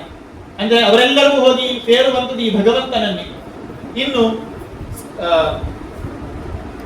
ಸತ್ಯನೇತ್ರಂ, ಸತ್ಯನೇತ್ರ ಅಂತಂದ್ರೆ ಸತ್ಯಭೂತವಾದ ನಾಯಕ ಸ್ಥಾನದಲ್ಲಿ ಇದ್ದಾನೆ. ಇಡೀ ಜಗತ್ತನ್ನು ಮುಂದಕ್ಕೆ ಕೊಂಡೊಯ್ತಾ ಇದ್ದಾನವ. ನಾಯಕನ ಕೆಲಸ ಏನು? ಇಡೀ ತನ್ನ ತಂಡವನ್ನು ತನ್ನ ಆಜ್ಞೆಗೆ ಅನುಸಾರಿಯಾಗಿ ಆಜ್ಞಾವರ್ತಿಗಳಂತೆ ಮಾಡಿಕೊಂಡು ಆ ತಂಡವನ್ನು ಮುಂದಕ್ಕೊಯ್ಯುವುದು ನಾಯಕನ ಕೆಲಸ. ಹೇಗೋ ಹಾಗೆ ಒಂದು ಸೃಷ್ಟವಾದ ಜಗತ್ತನ್ನು ತಾನು ನಿಯಮನ ಮಾಡ್ತಾ ತಾನದರ ನೇತೃತ್ವವನ್ನು ವಹಿಸಿಕೊಂಡು ತಾನೇ ಈ ಜಗತ್ತು ಮುಂದಕ್ಕೆ ಸಾಗುವಂತೆ ಮಾಡುತ್ತಾ ಇದ್ದಾನೆ. ಕಾಲಚಕ್ರ ಮುಂದಕ್ಕೆ ಹೋಗ್ತಾ ಉಂಟು ಅಂದರೆ ದೇವರು ಮುಂದಕ್ಕೆ ಕೊಂಡೊಯ್ತಾ ಇದ್ದಾನೆ ಅಂತ. ಇಂತಿರುವಂತಹ ದೇವರನ್ನು ನಾವು ಶರಣ ಹೊಂದುತ್ತೇವೆ ಅಂತ ಆ ಬ್ರಹ್ಮ ರುದ್ರಾದಿ ದೇವತೆಗಳು ಕೇಳಿಕೊಳ್ತಾರೆ. ಅದಲ್ಲದೆ ಈ ಜಗತ್ತು ಎಂಥದ್ದು, ಆ ಭಗವಂತನಿಂದ ಸೃಷ್ಟವಾದಂತಹ ಜಗತ್ತು 1 2 3 4 ಸಂಖ್ಯೆಗಳನ್ನು ಹೇಳ್ಕೊಂಡು ಹೋಗ್ತದೆ ನೋಡಿ. ಏಕಾಯನೋಸೌ ವಿಫಲ ತ್ರಿಮೂಲಃ ಚತುರಸ ಪಂಚಶಿಫ ಷಡಾತ್ಮ ಸಪ್ತತ್ವಗಷ್ಟ ವಿಟಪೂನವಾಕ್ಷಃ ದಶಚ್ಛದಿ ವಿಖಗೋಹ್ಯಾದಿ ವೃಕ್ಷಃ. ಜಗದ್ವೃಕ್ಷ ಇದು ಎಂಥದ್ದು ಅಂತ ಕೇಳಿದ್ರೆ ಏಕಾಯನ, ಇದಕ್ಕೆ ಒಂದೇ ಆಯನ. ಆಯನ ಅಂತಂದ್ರೆ ಆಶ್ರಯ, ತಾಯಿ ಬೇರು ಅಂತ ನಾವು ಹೇಳ್ತೇವಲ್ಲ. ತಾಯಿ ಬೇರಿನ ಸ್ಥಾನದಲ್ಲಿ ಇರುವಂತದ್ದು ಒಂದು ಯಾವುದು, ಅದನ್ನೇ ಮೂಲ ಪ್ರಕೃತಿ ಅಂತ ಕರೀತೇವೆ. ಲಕ್ಷ್ಮ್ಯಾತ್ಮಕವಾಗಿರುವಂಥದ್ದು ಪ್ರಕೃತಿ ಅಂದ್ರೆ ಭಗವಂತ ತಾನು ಸೃಷ್ಟಿ ಮಾಡಿದಂತಹ ಜಗತ್ತು, ಭಗವಂತನ ನೇತೃತ್ವದಲ್ಲಿ ನಡೀತಾ ಇರುವಂತಹ ಜಗತ್ತಿನಲ್ಲಿ ಆಶ್ರಯರಾಗಿ ದೇವರ ನಂತರ ಇರುವವಳು ಯಾರು? ಲಕ್ಷ್ಮೀದೇವಿ. ಅದಕ್ಕೆ ಅದನ್ನು ಹೇಳುದು ಏಕಾಯನ, ಏಕಾಯನ. ಇನ್ನು ಅಸೌ ದ್ವಿಫಲ, ಆ ಮರದ ರೂಪದಲ್ಲಿ ಚಿಂತನೆ ಮಾಡಿಕೊಂಡು ಹೋಗಿ ಬೇರಾಯಿತು. ಆ ಮರದಲ್ಲಿ 2 ಫಲಗಳು ಬರ್ತವೆ, 2 ಹಣ್ಣುಗಳು ಬರ್ತವೆ. ಎಂತಹ ಹಣ್ಣುಗಳು ಅಂತ ಕೇಳಿದ್ರೆ ಒಂದು ಪ್ರವೃತ್ತ ಕರ್ಮ, ಮತ್ತೊಂದು ನಿವೃತ್ತ ಕರ್ಮ ಅಂತ. ಪ್ರವೃತ್ತ ಕರ್ಮ ಅಂತಂದ್ರೆ ಇಲ್ಲಿ ಇರುವಂತಹ ಜೀವರು ತಾವೊಂದಿಷ್ಟು ಕರ್ಮಗಳನ್ನು ಮಾಡಿ ಸಂಸಾರದಲ್ಲಿ ಬೇಕಾಗಿರುವಂತಹ ಧರ್ಮ, ಅರ್ಥ, ಕಾಮ ಇವುಗಳನ್ನು ಪಡೆದುಕೊಳ್ಳಿಕ್ಕೆ ಮಾಡುವಂತಹ ಕರ್ಮಗಳಿಗೆ ಪ್ರವೃತ್ತ ಕರ್ಮ ಅಂತ ಹೇಳ್ತಾರೆ. ಮತ್ತೊಂದು ನಿವೃತ್ತ ಕರ್ಮ. ನಿವೃತ್ತ ಕರ್ಮ ಅಂತಂದ್ರೆ ಮೋಕ್ಷದ ಕುರಿತಾಗಿ ಹೋಗ್ಲಿಕ್ಕೆ ಮಾಡಬೇಕಾದಂತಹ ಸಾಧನೆಯ ಕರ್ಮಗಳು. ಅಂತಹ 2 ಕರ್ಮಗಳನ್ನೇ ಫಲವಾಗಿ ಹೊಂದಿರುವಂತಹ ಮರ ಈ ಜಗತ್ತೆಂಬ ಮರ. ಇನ್ನು ತ್ರಿಮೂಲ, ಇದಕ್ಕೆ 3 ಉಪ ಬೇರುಗಳಿವೆ. ಅಂದ್ರೆ ಒಂದು ತಾಯಿ ಬೇರು ಅಂತ ಆದ್ರೆ ಮತ್ತೆ ಅದರಲ್ಲಿ ಬದಿಯಲ್ಲೇ ಬರುವಂತಹ ಉಳಿದ ಬೇರುಗಳು ಅಂತ 3 ಇದೆ. ಅದು ಯಾವುದು? ಸತ್ವಗುಣ, ರಜೋಗುಣ, ತಮೋಗುಣ ಅಂತ 3 ಗುಣಗಳೇನಿವೆ ಅವುಗಳು ಇಲ್ಲಿ 3 ಮೂಲದಲ್ಲಿರುವಂತದ್ದು. ಚತುರಸಃ, 4 ರಸಗಳು. ಅದೇ ಧರ್ಮ, ಅರ್ಥ, ಕಾಮ, ಮೋಕ್ಷವೆಂಬಂತಹ 4 ರಸಗಳು. ಅದರಲ್ಲಿ ಪ್ರವೃತ್ತ ಕರ್ಮ ಎನ್ನುವಂತಹ ಫಲ 3 ರಸವನ್ನು ಕೊಡುತ್ತದೆ, ಧರ್ಮ, ಅರ್ಥ, ಕಾಮ. ನಿವೃತ್ತ ಕರ್ಮ ಎನ್ನುವಂತಹ ಫಲ ಏನಿದೆ, ಹಣ್ಣೇನಿದೆ, ಅದು 1 ರಸವನ್ನು ಕೊಡುತ್ತದೆ, ಮೋಕ್ಷ. ಆ 1 ರಸವೇ ಉಳಿದ 3 ರಸಕ್ಕಿಂತಲೂ ಶ್ರೇಷ್ಠವಾದಂತಹ ರಸ. ಇನ್ನು ಪಂಚಶಿಫ, 5 ಬಿಳಲು. ಬಿಳಲು ಅಂತಂದ್ರೆ ಈ ದೊಡ್ಡ ಮರಗಳಲ್ಲೆಲ್ಲ ಈ ಎಳೆದಾಡಿರುವಂತದ್ದು, ಅದರಲ್ಲ ನಾವು ನೇತಾಡ್ತೇವಲ್ಲ, ಅಂತಹ ಬಿಳಲು ಅಂತ ನಾವು ಹೇಳ್ತೇವೆ. 5 ಬಿಳಲುಗಳು ಅದು ಯಾವುದು ಅಂತ ಕೇಳಿದ್ರೆ ಶಬ್ದ, ಸ್ಪರ್ಶ, ರೂಪ, ರಸ, ಗಂಧ ಅಂತ ನಮ್ಮ ಇಂದ್ರಿಯಗಳಿಗೆ ಸಂಬಂಧಪಟ್ಟಂತ ವಿಷಯಗಳು. ಕಿವಿಗೆ ಶಬ್ದ ಕೇಳ್ತದೆ, ಆ ಶಬ್ದ. ಇನ್ನು ನಾವು ಮುಟ್ಲಿಕ್ಕೆ ಒಂದು ವಸ್ತು ಮುಟ್ಟಿದಾಗ ನಮಗೆ ಒಂದು ಅನುಭವ ಆಗ್ತದೆ, ಅದನ್ನು ಸ್ಪರ್ಶ ಅಂತ ಹೇಳ್ತೇವೆ. ಇನ್ನು ಕಣ್ಣಿಗೆ ಎದುರಿಗೆ ವಸ್ತು ರೂಪ ಅಂತ ಹೇಳ್ತೇವೆ. ನಾಲಿಗೆಗೆ ರುಚಿ ಗೊತ್ತಾಗ್ತದೆ, ರಸ ಅಂತ ಹೇಳ್ತೇವೆ. ಇನ್ನು ಮೂಗಿಗೆ ವಾಸನೆಯೋ, ಅದು ಸುವಾಸನೆಯೋ ದುರ್ವಾಸನೆಯೋ ಗೊತ್ತಾಗ್ತದೆ, ಅಂದ್ರೆ ಗಂಧ. ಹೀಗೆ ಶಬ್ದ, ಸ್ಪರ್ಶ, ರೂಪ, ರಸ, ಗಂಧ ಎನ್ನುವಂತಹ 5 ಏನಿದೆ, 5 ಬಿಳಲುಗಳು. ಇನ್ನು ಷಡಾತ್ಮ, ಇದರಲ್ಲಿ 6 ಸ್ವಭಾವಗಳಿವೆ ಅಂತೆ. ಸ್ವಭಾವಗಳು ಅಂತಂದ್ರೆ ಮೊದಲಿಗೆ ಅಸ್ಥಿ. ಅಸ್ಥಿ ಅಂತಂದ್ರೆ ಒಂದು ಗರ್ಭ ನಿಂತಿದೆ, ಗರ್ಭ ಬಂದಿದೆ ಅಂತ ಹೇಳ್ತೇವಲ್ಲ, ಅಸ್ಥಿ, ಅಸ್ತಿತ್ವ. ಇನ್ನು ಎರಡನೆಯದ್ದು ಜಾಯತೆ, ಒಂದಂತಹ ಗರ್ಭ ಹೊರಗೆ ಹುಟ್ಟಿ ಬರ್ತದೆ, ಜನನ, ಅದು ಎರಡನೆಯ ಸ್ವರೂಪ. ಮೂರನೆಯದ್ದು ವರ್ಧತೆ, ಬೆಳೆಯುವುದು. ಹುಟ್ಟಿದ ಹಾಗೆ ಇರುವಂತಹ ಮಗು ಸಾಯುವಾಗ ಅದೇ ಗಾತ್ರದಲ್ಲಿ ಇರ್ತದ? ಇಲ್ಲ, ಬೆಳೀತದೆ, ವರ್ಧತೆ, ಅದು ಮೂರನೆಯ ಸ್ವರೂಪ. ಇನ್ನು ವಿಪರಿಣಾಮತೆ, 4ನೆಯದು ಪರಿಣಾಮ ಹೊಂದುತ್ತದೆ. ನೋಡಿ, ದೇಹ ಸಣ್ಣ ಇದ್ದ ದೇಹ ಬದಲಾಗ್ತಾ ಬಂತು. ಸಣ್ಣಗಿರಬೇಕಾದ್ರೆ ಗುಂಡಕ್ಕಿತ್ತು, ಸ್ವಲ್ಪ ಬದಲಾಗ್ತಾ ಬರಬೇಕಾದ್ರೆ ತೆಳ್ಳಗಾಯಿತು, ಅಥವಾ ಬೆಳ್ಳಗಿದ್ದದ್ದು ಕಪ್ಪಾಗಲಿಕ್ಕೆ ಶುರುವಾಯಿತು, ಅಥವಾ ತೆಳ್ಳಗಿದ್ದದ್ದು ದಪ್ಪ ಆಯಿತು. ಹೀಗೆ ವಿಪರಿಣಾಮವನ್ನು ಹೊಂದುತ್ತದೆ, ಅದು 4ನೆಯ ಸ್ವರೂಪ. ಆಮೇಲೆ 5ನೆಯದು ಅಪಕ್ಷೀಯತೆ, ಕಾಲಕ್ರಮೇಣ ಕ್ಷೀಣವಾಗ್ತಾ ಬರ್ತದೆ ಅಲ್ವಾ. 6 ಫೀಟ್ 7 ಫೀಟ್ ಇದ್ದವರು ಕೂಡ 60 70 ಆಗಬೇಕಾದ್ರೆಲ್ಲ ಬಗ್ಗಿ ಗುಣವೆನ್ನಾಗಿ ಆಗಿ ಅಲ್ವಾ, ಅಪಕ್ಷಯಣ ಅಂದ್ರೆ ಕ್ಷೀಣವಾಗುತ್ತಿದೆ. ಕೊನೆಗೆ ನಶ್ಯತಿ, ಮರಣ ಹೊಂದುತ್ತಾರೆ, ಇಲ್ಲ ಅಂತ ಆಗಿಬಿಡುತ್ತದೆ ಅದೇ. ಹೀಗೆ 6 ಸ್ವರೂಪಗಳು ಜಗತ್ತಿನಲ್ಲಿ ಕಾಣಿಸಲಿಕ್ಕೆ ಸಿಗ್ತದೆ. ಕೇವಲ ಮನುಷ್ಯರಿಗೆ ಮಾತ್ರ ಅಲ್ಲ, ಎಲ್ಲ ವ್ಯವಸ್ಥೆಗಳಲ್ಲೂ ಕೂಡ ಇದಿರುವಂತದ್ದು.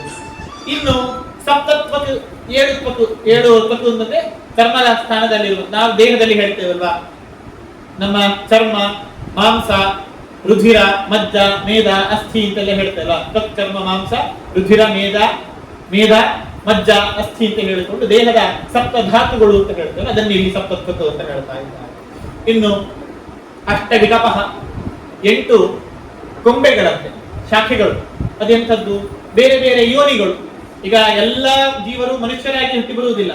ಕೆಲವರು ದೇವತೆಗಳಾಗಿರ್ತಾರೆ, ಕೆಲವರು ದೈತ್ಯರಾಗಿದ್ದಾರೆ, ಗಂಧರ್ವರಾಗಿದ್ದಾರೆ, ರಾಕ್ಷಸರಾಗ್ತಾರೆ, ಪಿಶಾಚರಾಗ್ತಾರೆ, ತಿರಿಯ ಪ್ರಾಣಿಗಳು ಅಂದ್ರೆ ಅಡ್ಡರಾಗಿ ಬೆಳೆಯುವ ಪ್ರಾಣಿಗಳು. ನಮ್ಮದೆಲ್ಲ ಈಗ ದೇಹ ಮೇಲಕ್ಕೆ ಬೆಳೆಯುವುದು. ಕೆಲವು ಅಡ್ಡ ಬೆಳೆಯುವಂತಹ ಪ್ರಾಣಿಗಳಿಗೆ ಹಸು ಇತ್ಯಾದಿಗಳು ಪ್ರಾಣಿಗಳನ್ನ ನಾವು ನೋಡ್ತೇವೆ, ಚತುಷ್ಪಾದ ಪ್ರಾಣಿಗಳು, ತಿರಿಯ ಪ್ರಾಣಿಗಳು, ಆ ಯೋನಿಯಲ್ಲಿ ಬರ್ತಾರೆ. ಇನ್ನು ಸ್ಥಾವರ ಅಂದ್ರೆ ಮರಮಟ್ಟುಗಳಾಗೆಲ್ಲ ಬರ್ತಾರೆ, ಅದರಲ್ಲೂ ಜೀವರಾಶಿ ಇದೆ. ಹೀಗೆ ಪ್ರತಿಸ್ಪಂದನೆ ಕೊಡುವುದಿಲ್ಲ, ಕ್ರಿಯೆಗೆ ತಕ್ಕ ಪ್ರತಿಕ್ರಿಯೆ ಅವುಗಳಲ್ಲಿ ಕಾಣಿಸುವುದಿಲ್ಲ ಅಂತಂದ್ರೂ ಕೂಡ ಅವುಗಳಲ್ಲೂ ಒಂದು ಜೀವದ ಅಸ್ತಿತ್ವ ಇರುತ್ತದೆ.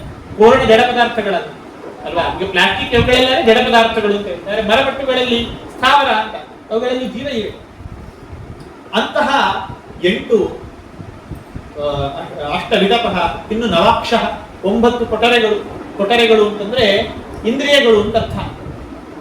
ಕಣ್ಣು, ಕಿವಿ, ಮೂಗು, ಬಾಯಿ, ಮಲಮೂತ್ರ ದ್ವಾರಗಳು. ಹೀಗೆ 2, 4, 6, 7 ಕೆಳಗಿನದ್ದೆಲ್ಲ 9. ಮತ್ತೆ ಇನ್ನೊಂದು ಹೇಳುತ್ತದೆ ಭಾಗವತದಲ್ಲಿ ಪುರಮೇಕಾದಶ ದ್ವಾರಂ ಅಂತ. ವಸ್ತುತಃ ಈ ದೇಹಕ್ಕೆ 11 ದ್ವಾರ, ಅಂದ್ರೆ ನಾಭಿ, ಹೊಕ್ಕಳು ಅಂತ ಒಂದು ಹೇಳ್ತೇವೆ, ಮತ್ತೆ ನೆತ್ತಿ, ಸಹಸ್ರಾರ ಅಂತ, ಅದೆರಡು ದ್ವಾರಗಳು ವಸ್ತುತಃ. ಆದ್ರೆ ಆ 2 ದ್ವಾರಗಳು ಮನುಷ್ಯನಾಗಿ ಇರ್ಬೇಕಾದ್ರೆ ಆಹಾರ ಸ್ವೀಕಾರ ಮಾಡುವುದು, ಹೊರಗೆ ಹಾಕುವುದು, ಈ ಕೆಲಸವನ್ನೆಲ್ಲ ಮಾಡುವುದಿಲ್ಲ. ಅಂದ್ರೆ ವಿಷಯ ಪದಾರ್ಥಗಳನ್ನು ಒಳಗೆ ಹೊರಗೆ ಮಾಡುವ ಕೆಲಸ ಇಲ್ಲದಾದ್ರಿಂದಾಗಿ ಅವುಗಳನ್ನು ವಿಶೇಷವಾಗಿ ಇಲ್ಲಿ ದ್ವಾರತ್ವೇನ ಪರಿಗಣನೆ ಮಾಡದೆ 9 ದ್ವಾರಗಳು ಅಂತ ಹೇಳ್ತಾರೆ. ಹೀಗೆ ನವಾಕ್ಷ. ದಶಚ್ಛದಿ, 10 ಎಲೆಗಳಂತೆ. ಯಾವುದು? 5 ಕರ್ಮೇಂದ್ರಿಯಗಳು, 5 ಜ್ಞಾನೇಂದ್ರಿಯಗಳು ಅಲ್ವಾ. ಶಬ್ದ, ಸ್ಪರ್ಶ, ರೂಪ, ರಸ, ಗಂಧ ಅಂತ ಹೇಳುವಂತಹ ವಿಷಯ ಪದಾರ್ಥಗಳನ್ನು ಅನುಭವಿಸಲಿಕ್ಕೆ ಇರುವಂತಹದ್ದು 5 ಜ್ಞಾನೇಂದ್ರಿಯಗಳು. ಕಿವಿ ಶಬ್ದಕ್ಕೆ, ಚರ್ಮ ಸ್ಪರ್ಶಕ್ಕೆ, ಕಣ್ಣು ರೂಪಕ್ಕೆ, ನಾಲಿಗೆ ರಸಕ್ಕೆ, ಹಾಗೆ ಮೂಗು ಗಂಧಾಗ್ರಾಣನಿಗೆ. ಅದೇ ರೀತಿ ಕೈ, ಕಾಲು, ಮಾತು ಅಂದ್ರೆ ವಾಗೀಂದ್ರಿಯ, ಅದು 2 ಕೆಲಸ ಮಾಡುತ್ತೆ. ಮಾತಾಡುವುದು ಒಂದಿದೆ, ಅದು ಕರ್ಮೇಂದ್ರಿಯ. ರಸ ಗೊತ್ತಾಗುವುದಿದೆ, ಅದು ಜ್ಞಾನೇಂದ್ರಿಯ ಅಲ್ವಾ. ಬಾಯಲ್ಲಿ 2. ಮತ್ತೆ ಮಲಮೂತ್ರ ವಿಸರ್ಜನಾ ದ್ವಾರಗಳು, ವಿಸರ್ಜನಾಂಗಗಳು, ಅವುಗಳು ಕರ್ಮೇಂದ್ರಿಯಗಳು, ಪಾಯೋಪಸ್ಥ ಅಂತ ಇರ್ತೇವೆ. ಹೀಗೆ ಪಂಚಕರ್ಮೇಂದ್ರಿಯಗಳು, ಪಂಚ ಜ್ಞಾನೇಂದ್ರಿಯಗಳು ಅಂತ ಹೇಳಿ 10 ಎಲೆಗಳು ಇರುವಂತಹ ಈ ಜಗದ್ವೃಕ್ಷ. ದಿಖಗಃ, 2 ಹಕ್ಕಿಗಳು ಕೂತಿದ್ದಾವೆ ಇದರಲ್ಲಿ. ಎಂತಹ ಹಕ್ಕಿಗಳು ಅಂತ ಹೇಳಿದ್ರೆ ಆಗಲೇ ಹೇಳಿದಂತೆ 2 ಫಲ ಉಣ್ಣುವ ಹಕ್ಕಿಗಳು.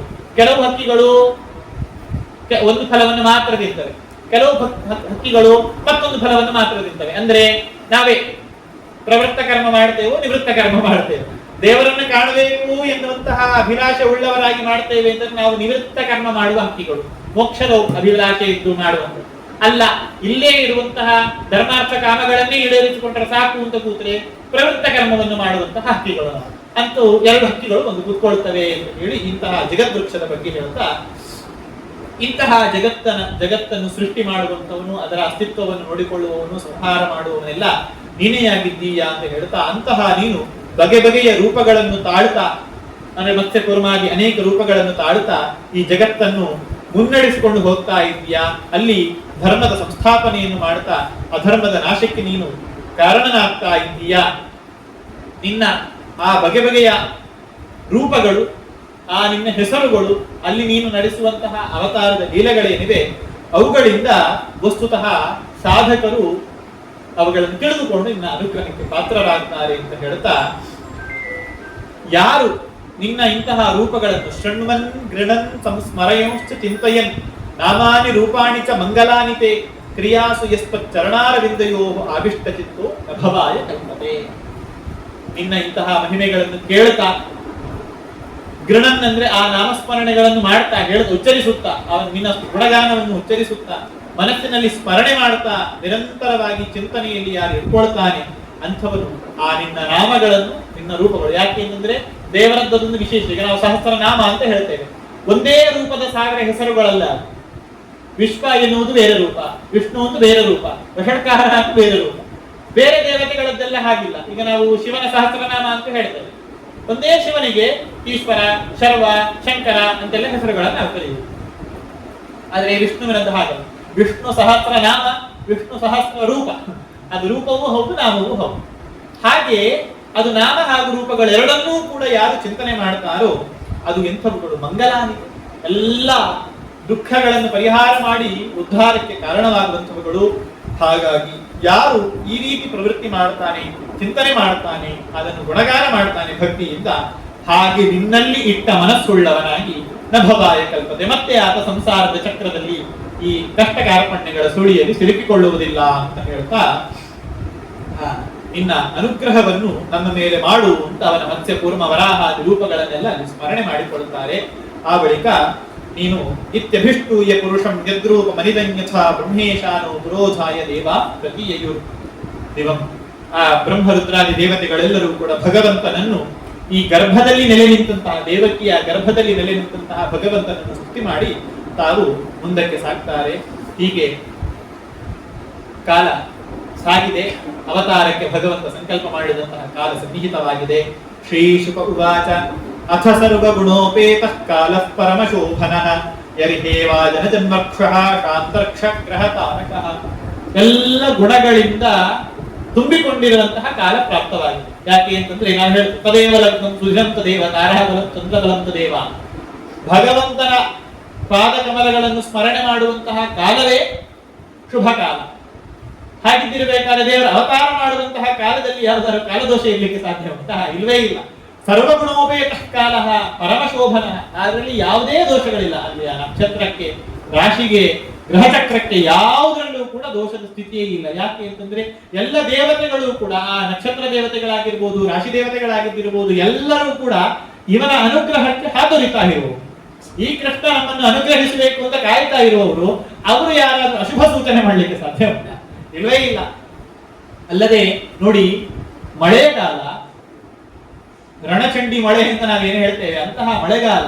ಆದ್ರೆ ಹೇಗಿದೆ ಆಕಾಶ ಅಂತ ಹೇಳಿದ್ರೆ, ದಿಶಃ ಪ್ರಸೇದುರ್ ಗಗನಂ ನಿರ್ಮಲೋಡು ಗಣೋದಯಂ ಮಹೀ ಮಂಗಲ ಭೂಯಿಷ್ಠ ಪುರಕ್ರಾಮ ಪ್ರಜಾಕರ. ಆಕಾಶ ಶುಭ್ರವಾಗಿದೆ. ನಿರ್ಮಲೋಡು ಗಣೋದಯಂ ಅಂತ ಹೇಳ್ತಾ ಇದ್ದಾರೆ. ಎಲ್ಲ ನಕ್ಷತ್ರಗಳು ಕಾಣಿಸಿಕೊಳ್ತಾ ಇವೆ ಆಕಾಶದಲ್ಲಿ.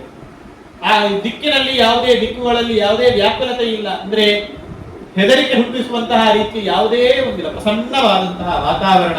ಇಡೀ ಭೂಮಿ ಮಂಗಳಮಯವಾಗಿದೆ. ನದ್ಯ ಪ್ರಸನ್ನ ಸಲಿಲಾಹ ಹೃದಾ ಜಲೋರಹ ಶ್ರಿಯ ದ್ವಿಜಾಲಿ ಕುಲ ಸನ್ನಾದ ಸ್ತಬಕ ವನರಾಜಯ. ಬಹಳ ಸುಂದರ ವರ್ಣನೆ ಮಾಡ್ತದೆ. ನದ್ಯ ಪ್ರಸನ್ನ ಸಲಿಲಾಹ, ಮಳೆಗಾಲದಲ್ಲಿ ನೀರು ಕೊಚ್ಚಿ ಹರಿತಾ ಇರುತ್ತದೆ. ಅದರಲ್ಲಿ ಒಂದಿಷ್ಟು ಕೆಸರು ತುಂಬಿಕೊಂಡು ರಭಸವಾಗಿ ನದಿಗಳು ಹರಿತವೆ. ಹಾಗಿದ್ರೂ ಕೂಡ ಕೃಷ್ಣ ಅವತಾರ ಕಾಲಕ್ಕಾಗಬೇಕಾದ್ರೆ ಪ್ರಸನ್ನ ಸರಿಲಾಹ, ಶಾಂತವಾಗಿ ನದಿಗಳು ಹರಿತಾ ಇವೆ. ಇನ್ನು ಸರೋವರಗಳಲ್ಲಿ ತಾವರೆಗಳು, ಕಮಲ ಪುಷ್ಪಗಳು ಅರಳಿ ನಿಂತಿವೆ. ನೋಡಿ, ಕಮಲ ಪುಷ್ಪ ಅರಳಬೇಕು ಅಂತಂದ್ರೆ ಸೂರ್ಯ ಇರಬೇಕು. ಸೂರ್ಯನಿಗೆ ಒಂದು ಹೆಸರಿದೆ, ಪದ್ಮಬಂಧು ಅಂತ. ಯಾಕೆಂದ್ರೆ ಕಮಲಗಳನ್ನು ಅರಳಿಸುವವನಾದ. ಅವನ ಬೆಳಕು ಬಿದ್ರೆ ಕಮಲಗಳು ಅರಳುತ್ತವೆ. ಇಲ್ಲ, ಸೂರ್ಯಾಸ್ತ ಆಯಿತು, ಕತ್ತಲೆ ಆಯಿತು ಅಂತ ಮುದುಡಿಕೊಳ್ತವೆ ಕಮಲ ಪುಷ್ಪಗಳು. ರಾತ್ರಿ ಅರಳುವುದು ಬೇರೆ, ಅದು ನೈದಿಲೆ ಕುಮುದ ಅಂತ ಕರಿತೇವೆ. ಚಂದ್ರನ ಬೆಳದಿಂಗಳನ್ನು ಆಶ್ರಯಿಸಿಕೊಂಡು ಅರಳುವಂತಹ ಹೂಗಳು, ಅವುಗಳು ಬೇರೆ. ಅರಳಿ ಹೇಳುದು ಜಲರುಹಶ್ರಿಯ ಅಂತಂದ್ರೆ ಕಮಲ ಪುಷ್ಪಗಳು ತಾವು ಆ ಮಧ್ಯರಾತ್ರಿ ನಡುರಾತ್ರಿಯ ಕಾಲದಲ್ಲಿ ಅರಳಿ ನಿಂತಿವೆ ಅಂತಂದ್ರೆ ಇದು ಕೃಷ್ಣನ ಅವತಾರದ ಕಾಲದ ವಿಶಿಷ್ಟ್ಯ ಅಲ್ಲದೆ, ಕೃಷ್ಣನ ಮಹಿಮೆ ಅಲ್ಲದೆ ಮತ್ತೇನು ಆಗ್ಲಿಕ್ಕೆ ಸಾಧ್ಯ. ಸೂರ್ಯ ಇಲ್ಲದೇ ಇದ್ರೂ ಕೂಡ ಅರಳುತ್ತಾರೆ. ಕೃಷ್ಣ ಇದ್ದಾರಲ್ಲ, ಸೂರ್ಯ ಬೇಕಾಗಿಲ್ಲ, ಕೃಷ್ಣ ಸಾಕು ನಮಗೆ ಅಂತ ಅರಳುತ್ತಾ ಇದೆ. ಇನ್ನು ಎಲ್ಲ ಹೂವುಗಳು, ಮರಗಳು ಹೂಗೊಂಚಲುಗಳಿಂದ ತುಂಬಿಕೊಂಡಿವೆ. ಅವುಗಳಲ್ಲಿ ದುಂಬಿಗಳು ಹೋಗಿ ತಾವು ಮಕರಂದವನ್ನು ಇರ್ತಾ ಶಬ್ದ ಮಾಡ್ತಾ ಇದ್ದಾರೆ. ವಿಧಾನಿ ಕುಲ ಸನ್ನಾದ, ಒಳ್ಳೆಯ ಶಬ್ದ ಇದೆ ಅಲ್ವಾ, ಅದು ಕೇಳಿಸಿಕೊಳ್ತಾ ಇದೆ ಆ ರಾತ್ರಿ ಕಾಲದಲ್ಲಿ. ಬಹು ವಾಯು ಸುಖ ಸ್ಪರ್ಶ ಪುಣ್ಯ ಗಂಧ ವಹಶುಚಿ ಅಗ್ನಯಶ್ಚ ದ್ವಿಜಾತೀನಾಂ ಶಾಂತಾಸ್ತತ್ವ ಸಮಿಂಧತ. ಗಾಳಿ ಬೀಸ್ತಾ ಇದೆ, ತಣ್ಣಗೆಯ ಗಾಳಿ. ಅದರಲ್ಲಿ ಯಾವುದೇ ಒಂದು ಹೆದರಿಕೆ ಹುಟ್ಟಿಸುವಂತಹ ವ್ಯವಸ್ಥೆ ಇಲ್ಲ. ಸುಳಿ ಗಾಳಿ ಅಥವಾ ಬಿರುಗಾಳಿ ಅಂತ ನಾವು ಹೇಳ್ತೇವೆ, ಅದು ಯಾವುದೂ ಇಲ್ಲ. ತಂಪಾದ ಗಾಳಿ. ಅಲ್ಲದೆ ಅದು ಒಳ್ಳೆಯ ಪರಿಮಳವನ್ನು ಹೊತ್ತುಕೊಂಡು ಬರ್ತಾ ಇದೆ ಅಂತೆ ಗಾಳಿ. ಅಂದ್ರೆ ಆಘ್ರಾಣಿಸಲಿಕ್ಕೆ ಅತ್ಯಂತ ಯೋಗ್ಯವಾಗಿರುವಂತಹ ಹೂವಿನದ್ದು ಮತ್ತೆ ಯಾವುದರದ್ದು ಒಳ್ಳೆಯ ಪರಿಮಳವನ್ನು ಹೊತ್ತುಕೊಂಡು ಬರ್ತಾ ಇದೆ. ಇನ್ನು ಬ್ರಾಹ್ಮಣರು, ಅಗ್ನಿಹೋತ್ರಿಗಳೆಲ್ಲರೂ ಕೂಡ ತಾವು ತಮ್ಮ ಅಗ್ನಿಹೋತ್ರ ಮುಗಿದ ಮೇಲೆ ಒಂದಿಷ್ಟು ಕಟ್ಟಿಗೆ ಹಾಕಿ ಹೋಗುವಂಥದ್ದು. ಅಂದ್ರೆ ಮಾರನೇ ದಿನ ಬೆಳಿಗ್ಗೆ ಬರಬೇಕಾದ್ರೆ ಅಲ್ಲಿ ಅಗ್ನಿ ಇರಬೇಕು ಅಂತ. ಹಾಗೆ ಒಂದಿಷ್ಟು ಕಟ್ಟಿಗೆ ಹಾಕಿದ್ದಾಗ ಎಲ್ಲ ಕಟ್ಟಿಗೆಗೂ ಬೆಂಕಿ ಹಿಡ್ಕೊಂಡು ಧಗ ಧಗ ಧಗ ಧಗ ಉರಿತದೆ. ಸಾಮಾನ್ಯವಾಗಿ ಅಗ್ನಿಹೋತ್ರದ ರಾತ್ರಿ ಕಾಲದಲ್ಲಿ ಧಗ ಧಗ ಉರಿತಾ ಇರ್ತದೆ. ಆದರೆ ಕೃಷ್ಣಾವತಾರ ಕಾಲ ಆಗಬೇಕಾದ್ರೆ ಅಗ್ನಿಯಷ್ಟ ದ್ವಿಜಾದೀನಾಂ ಶಾಂತ, ಮಂದವಾಗಿ ಆ ಉರಿಯುವಿಕೆಯಿಂದ ಯಾರಿಗೂ ಕೂಡ ಬಿಸಿಯ ಅನುಭವ ಬರದೇ ಇರುವಂತೆ ಮೆಲ್ಲಗೆ ತಾವು ಉರಿತಾ ಇದ್ದಾವಂತೆ ಭಗವಂತನ ಅವತಾರ ಕಾಲಕ್ಕೆ. ಇನ್ನು ಮನಾಂಸ್ಯಾಸನ್ ಪ್ರಸನ್ನಾನಿ ಸಾಧೂನಾ ವಸುರದ್ರುಹ ಜಾಯಮಾನಿ ಹೆಜೆ ತಸ್ಮಿನ್ನೇದುರು ದುಂದುಭೆರು. ಎಲ್ಲ ಸಜ್ಜನರ ಮನಸ್ಸಿನಲ್ಲೂ ಏನೋ ಒಂದು ಪ್ರಸನ್ನತೆ. ಯಾಕೋ ಅವರ ಮನಸ್ಸಿನಲ್ಲಿದ್ದಂತಹ ದುಗುಡಗಳು, ದುಮ್ಮಾನಗಳೆಲ್ಲವೂ ಕೂಡ ಪರಿಹಾರ ಆಗುವಂತಹ ಮನಸ್ಥಿತಿ ಅವರಿಗೆ ಬರ್ತಾ ಇದೆ ಭಗವಂತನ ಆ ಆವಿರ್ಭಾವದ ಕಾಲದಲ್ಲಿ. ಇನ್ನು ಮೇಲಿನ ಲೋಕದಲ್ಲಿ ದುಂದುಭಿಗಳು, ದೇವದುಂದುಭಿಗಳು ಮೊಳಗುತ್ತಾ ಇವೆ. ಆ ಕಾಲದಲ್ಲಿ ಮೇಲ್ಗಡೆ ಕಿನ್ನರರು, ಗಂಧರ್ವರೆಲ್ಲರೂ ಕೂಡ ತಾವು ಭಗವಂತನನ್ನು ಹಾಡುತ್ತಾ ನರ್ತನವನ್ನು ಮಾಡುತ್ತಾ, ಎಲ್ಲರೂ ಅಪ್ಸರಾಸ್ತ್ರೀಯರೆಲ್ಲರೂ ಕೂಡ ತಾವು ನರ್ತನ ಮಾಡುತ್ತಾ ದೇವರ ಅವತಾರದ ಉತ್ಸವವನ್ನು ತಾವು ಆಚರಿಸ್ತಾ ಇದ್ದಾರೆ. ಕೃಷ್ಣ ಭಗವಂತ ಅವತಾರ ಮಾಡಿ ಬರ್ತಾ ಇದ್ದಾನೆ ಅಂತ ಮಹೋತ್ಸವವನ್ನು ಆಚರಣೆ ಮಾಡ್ತಾ ಇದ್ದಾರೆ. ಮುಮುಚುರು ಮುನಯೋ ದೇವಾ ಸುಮನಾಂಸಿ ಬುಧಾನ್ವಿತಾಃ ಮಂದಂ ಮಂದಂ ಜಲಧರಾಃ ಜಗತ್ತುರನು ಸಾಗರ. ಮೇಲೆ ದೇವತೆಗಳೆಲ್ಲರೂ ಕೂಡ ತಾವು ಹೂಮಳೆಯನ್ನು ಸುರಿಸ್ತಾ ಇದ್ದಾರಂತೆ. ಈ ಕಡೆಯಿಂದ ಮೋಡಗಳು ಸಾಗರದ ಬಳಿಗೆ ಹೋಗಿ ಅಲ್ಲಿ ಮಳೆ ಸುರಿತಾರೆ. ಯಾಕೆ? ಮಳೆಗಾಲದಲ್ಲಿ ಮಳೆ ಸುರಿಲೇಬೇಕು. ಮಳೆ ಸುರಿಯಲಿಲ್ಲ ಅಂತಂದ್ರೆ ಅದು ಅಪಶಕುನ ಅಲ್ವಾ? ನಮಗೀಗ ಅಯ್ಯೋ ಮಳೆಗಾಲ ಶುರುವಾಯ್ತು, ಮಳೆ ಕಾಣ್ತಾ ಇಲ್ಲ ಅಂತಂದ್ರೆ ಅದು ಒಂದು ರೀತಿ ಅಪಶಕುನ.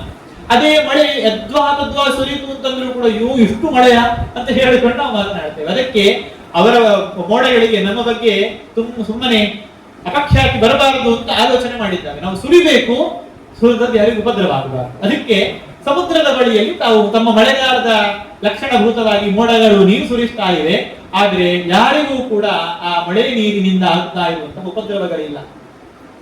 ಹೀಗೆ ಕಾಲ ಸರಿ ಮಧ್ಯರಾತ್ರಿ ಕಾಲ ಆಗ್ತಾ ಇದೆ. ನಿಶೀಥೆ ಉದ್ಭೂತೆ ಜಾಯಮಾನಿ ಜನಾರ್ದನಿ ದೇವಕ್ಯಾಂ ದೇವರೂಪಿಣ್ಯಾಂ ವಿಷ್ಣು ಸರ್ವಗುಹಾಶ್ರಯಃ ಪ್ರಾದುರಾಸಿ ಯಥಾ ಪ್ರಾಚ್ಯ ನಿಶೀಂದ್ರಿವ ಪುಷ್ಕರ.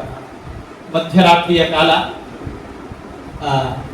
ಕೃಷ್ಣ ಪಕ್ಷದ ಅಷ್ಟಮಿ ತಿಥಿ, ಸಿಂಹ ಮಾಸದಲ್ಲಿ ಆ ರೋಹಿಣಿ ಯೋಗ ಇರಬೇಕಾದ್ರೆ ಭಗವಂತ ತಾನು ಇನ್ನು ನನ್ನನ್ನು ನಾನು ಜಗತ್ತಿನಲ್ಲಿ ತೋರಿಸಿಕೊಳ್ಳುತ್ತೇನೆ ಅಂತ ಸಂಕಲ್ಪ ಮಾಡಿದ. ಯಾಕೆ? ಅದು ಅವರ ಸಂಕಲ್ಪ ಅಲ್ಲದೆ ಮತ್ತೆ ಏನೂ ಅಲ್ಲ.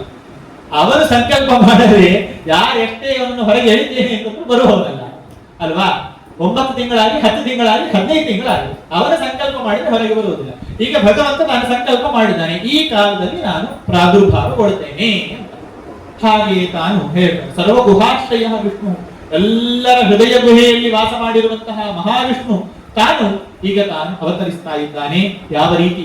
ಪೂರ್ವದ ದಿಕ್ಕಿನಲ್ಲಿ ಸೂರ್ಯ ಉದಯಿಸಿದ್ರೆ ಪೂರ್ವ ದಿಕ್ಕೆಂಬಂತಹ ಕನ್ಯೆ ಚಂದ್ರನನ್ನು ಹೇಳ್ತಾ ಇದ್ದು, ಪೂರ್ವ ದಿಕ್ಕೆಂಬಂತಹ ಕನ್ಯೆ ಚಂದ್ರನೆಂಬಂತಹ ಮಗನನ್ನು ಹಡೆದು ಹೇಗೆ ಕೃತಾರ್ಥಳಾದರೋ ಹಾಗೆ ದೇವಕಿ ಜಗನ್ಮಂಗಲನಾದಂತಹ, ಜಗತ್ತಿಗೆ ಚಂದ್ರನಂತೆ ಆಹ್ಲಾದಕತೆಯನ್ನು ಕೊಡುವಂತಹ ಕೃಷ್ಣನನ್ನು ತಾನು ಹಿಡಿತಾ ಇದ್ದಾಳೆ. ಹಾಗೆ ತಾನು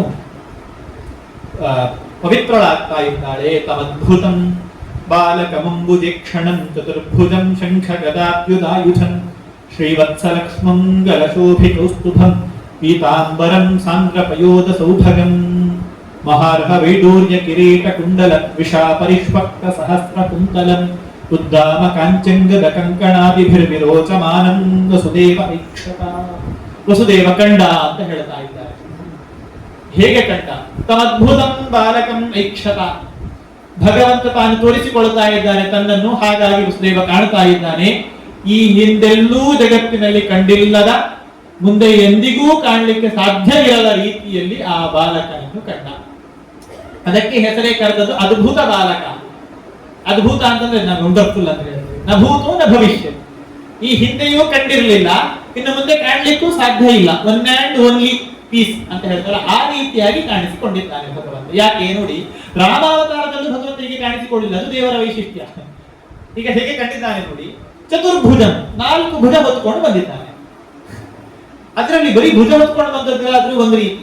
ಶಂಖ ಗದಾಭ್ಯುಧಾಯುಧಂ, ಶಂಖ ಗದೆ ಚಕ್ರ ಪದ್ಮ ಈ ಆಯುಧಗಳನ್ನೆಲ್ಲ ಎತ್ತಿಕೊಂಡು ಬಂದಿದ್ದಾನೆ, ಹಿಡಿಕೊಂಡು ಬಂದಿದ್ದಾನೆ ದೇವರು. ರಾಮನಾಗಿ ಹೀಗೆ ಕಾಣಲಿಲ್ಲ ಭಗವಂತ. ಅದಕ್ಕೆ ಇಲ್ಲಿ ಅದ್ಭುತ ಬಾಲಕ ಅಂತ ಕರೆದರು. ದೇವರೇ ಬೇರೆ ರೂಪಗಳಲ್ಲಿ, ಬೇರೆ ಅವತಾರಗಳಲ್ಲಿ ಹೀಗೆ ಕಂಡಿದ್ದಾನೆ ಅಂದ್ರೆ ದೇವರು ಹೀಗೆ ತಾನೇ ಅವತಾರದಲ್ಲೂ ಕಂಡದ್ದಿಲ್ಲ. ಈ ಕೃಷ್ಣಾವತಾರದಲ್ಲಿ ಮಾತ್ರ ಹೀಗೆ ತನ್ನನ್ನು ತಾನು ತೋರಿಸಿಕೊಂಡರು. ಇನ್ನು ಶ್ರೀವತ್ಸ ಲಕ್ಷ್ಮಂ, ಅವನ ಎದೆಯಲ್ಲಿ ಲಕ್ಷ್ಮಿಯ ಆವಾಸ ಸ್ಥಾನದ ಸೂಚನೆಯಾಗಿರುವಂತಹ ಶ್ರೀವತ್ಸ ಚಿಹ್ನೆ ಇದೆ. ಲಕ್ಷ್ಮಿಯ ಸನ್ನಿಧಾನಕ್ಕೆ ಪಾತ್ರವಾಗಿರುವಂತಹ, ಲಕ್ಷ್ಮಿ ನೆಲೆ ನಿಂತಿರುವಂತಹ ಸ್ಥಾನ ಅದು ಶ್ರೀವತ್ಸ, ಅದು ಎದ್ದು ಕಾಣಿಸ್ತಾ ಇದೆ. ಇನ್ನು ಕುತ್ತಿಗೆಯ ಬಳಿಯಲ್ಲಿ ಬ್ರಹ್ಮದೇವರಿಂದ ಅಭಿಮನ್ಯಮಾನವಾದಂತಹ ಕೌಸ್ತುಭಮಣಿ, ಅದು ಅವನೊಬ್ಬರೇ ಧಾರಣೆ ಮಾಡುವುದು, ಭಗವಂತ ಮಾತ್ರ ಧಾರಣೆ ಮಾಡುವುದು, ಮತ್ತಾರೂ ಕೂಡ ಆ ಮಣಿಯನ್ನು ಧಾರಣೆ ಮಾಡುವುದಿಲ್ಲ. ಆ ಕೌಸ್ತುಭಮಣಿಯೂ ಕೂಡ ಕುತ್ತಿಗೆಯಲ್ಲಿ ಇದೆ. ಪೀತಾಂಬರ, ಅತ್ಯಂತ ಶುದ್ಧ ಪೀತ ಅಂದ್ರೆ ಹಳದಿ ಬಣ್ಣದ ರೇಷ್ಮೆಯ ಬಟ್ಟೆಯನ್ನು ತಾನು ಉಟ್ಕೊಂಡು ಬಂದಿದ್ದಾನೆ. ಸಾಂದ್ರ ಪಯೋಗ ಸೌಭಗ, ಮೈಯ ಕಾಂತಿ ಏನು ವರ್ಣಿಸ್ಲಿಕ್ಕಿದೆಯಾ? ಸಾಂದ್ರ ಪಯೋಗ, ನೀರು ತುಂಬಿರುವಂತಹ ಮೋಡದ, ನಿಬಿಡವಾದ ಮೋಡದ ಮೈಬಣ್ಣ. ಕೃಷ್ಣ ಅಂತ ಅದನ್ನು ಕರೆಯುವುದು. ನಮ್ಮೇನು ಕಾಡಿಗೆಯ ಕಪ್ಪಲ್ಲ, ಮಸಿಯ ಕಪ್ಪಲ್ಲ ಅದು. ಸಾಂದ್ರ ಪಯೋಗ, ಅದೇ ಮೋಡ ಅಂತ ಅದೆಷ್ಟು ಜಾಗ್ರತೆಯ ಪ್ರಯೋಗ ನೋಡಿ. ಮೋಡದ ಬಣ್ಣ ಅಂತ ಹೇಳಬಹುದು, ಆದ್ರೆ ಬರಿಯ ಮೋಡದ ಬಣ್ಣ ಒಂದು ರೀತಿ, ಶುಷ್ಕ ಮೋಡ ಬೆಳ್ಳಗಿನ ವರ್ಣದಲ್ಲಿ ಇರ್ತದೆ, ಆ ಬಣ್ಣ ಅಲ್ಲ. ನೀರು ತುಂಬಿದ ಮೋಡವೂ ಕೂಡ ಅದು ಸ್ವಲ್ಪ ಕಪ್ಪಾಗಿರ್ತದೆ, ಆದ್ರೆ ಅದು ಅಲ್ಲ. ಒತ್ತೊತ್ತಾಗಿ ಸೇರಿಕೊಂಡಿರುವಂತಹ ನೀರು ತುಂಬಿದ ಮೋಡಗಳದ್ದೊಂದು ಏನು ಬಣ್ಣ ಇದೆ, ನಮಗೆ ಮಾನ್ಸೂನ್ ಟೈಮಲ್ಲಿ ಕಾಣಿಸ್ಲಿಕ್ಕೆ ಸಿಗ್ತದೆ. ಎಲ್ಲ ಮೋಡಗಳು ಒಟ್ಟು ಸೇರಿದಾಗ ಅದೊಂದು ಬಣ್ಣ ಏನು ವಿಶೇಷವಾಗಿ ಕಾಣಿಸ್ತದಲ್ವಾ, ಆ ಒಂದು ಮೈಬಣ್ಣವನ್ನು ಕೊಟ್ಟು ಬಂದಿದ್ದಾನೆ ಭಗವಂತ. ಅಲ್ಲದೆ ಮಹಾರ್ಹ ವೈಡೂರ್ಯ ಕಿರೀಟ ಕುಂಡಲ ತ್ವಿಷಾ ಪರಿಷ್ಪಕ್ತ ಸಹಸ್ರ ಕುಂತಲಂ, ಅತ್ಯಂತ ಬೆಲೆ ಬಾಳುವಂತಹ ವೈಡೂರ್ಯ ಮೊದಲಾದವುಗಳಿಂದ ನಿರ್ಮಿತವಾಗಿರುವಂತಹ ಕಿರೀಟ, ಕಿವಿಗಳಿಗೆ ಕುಂಡಲ.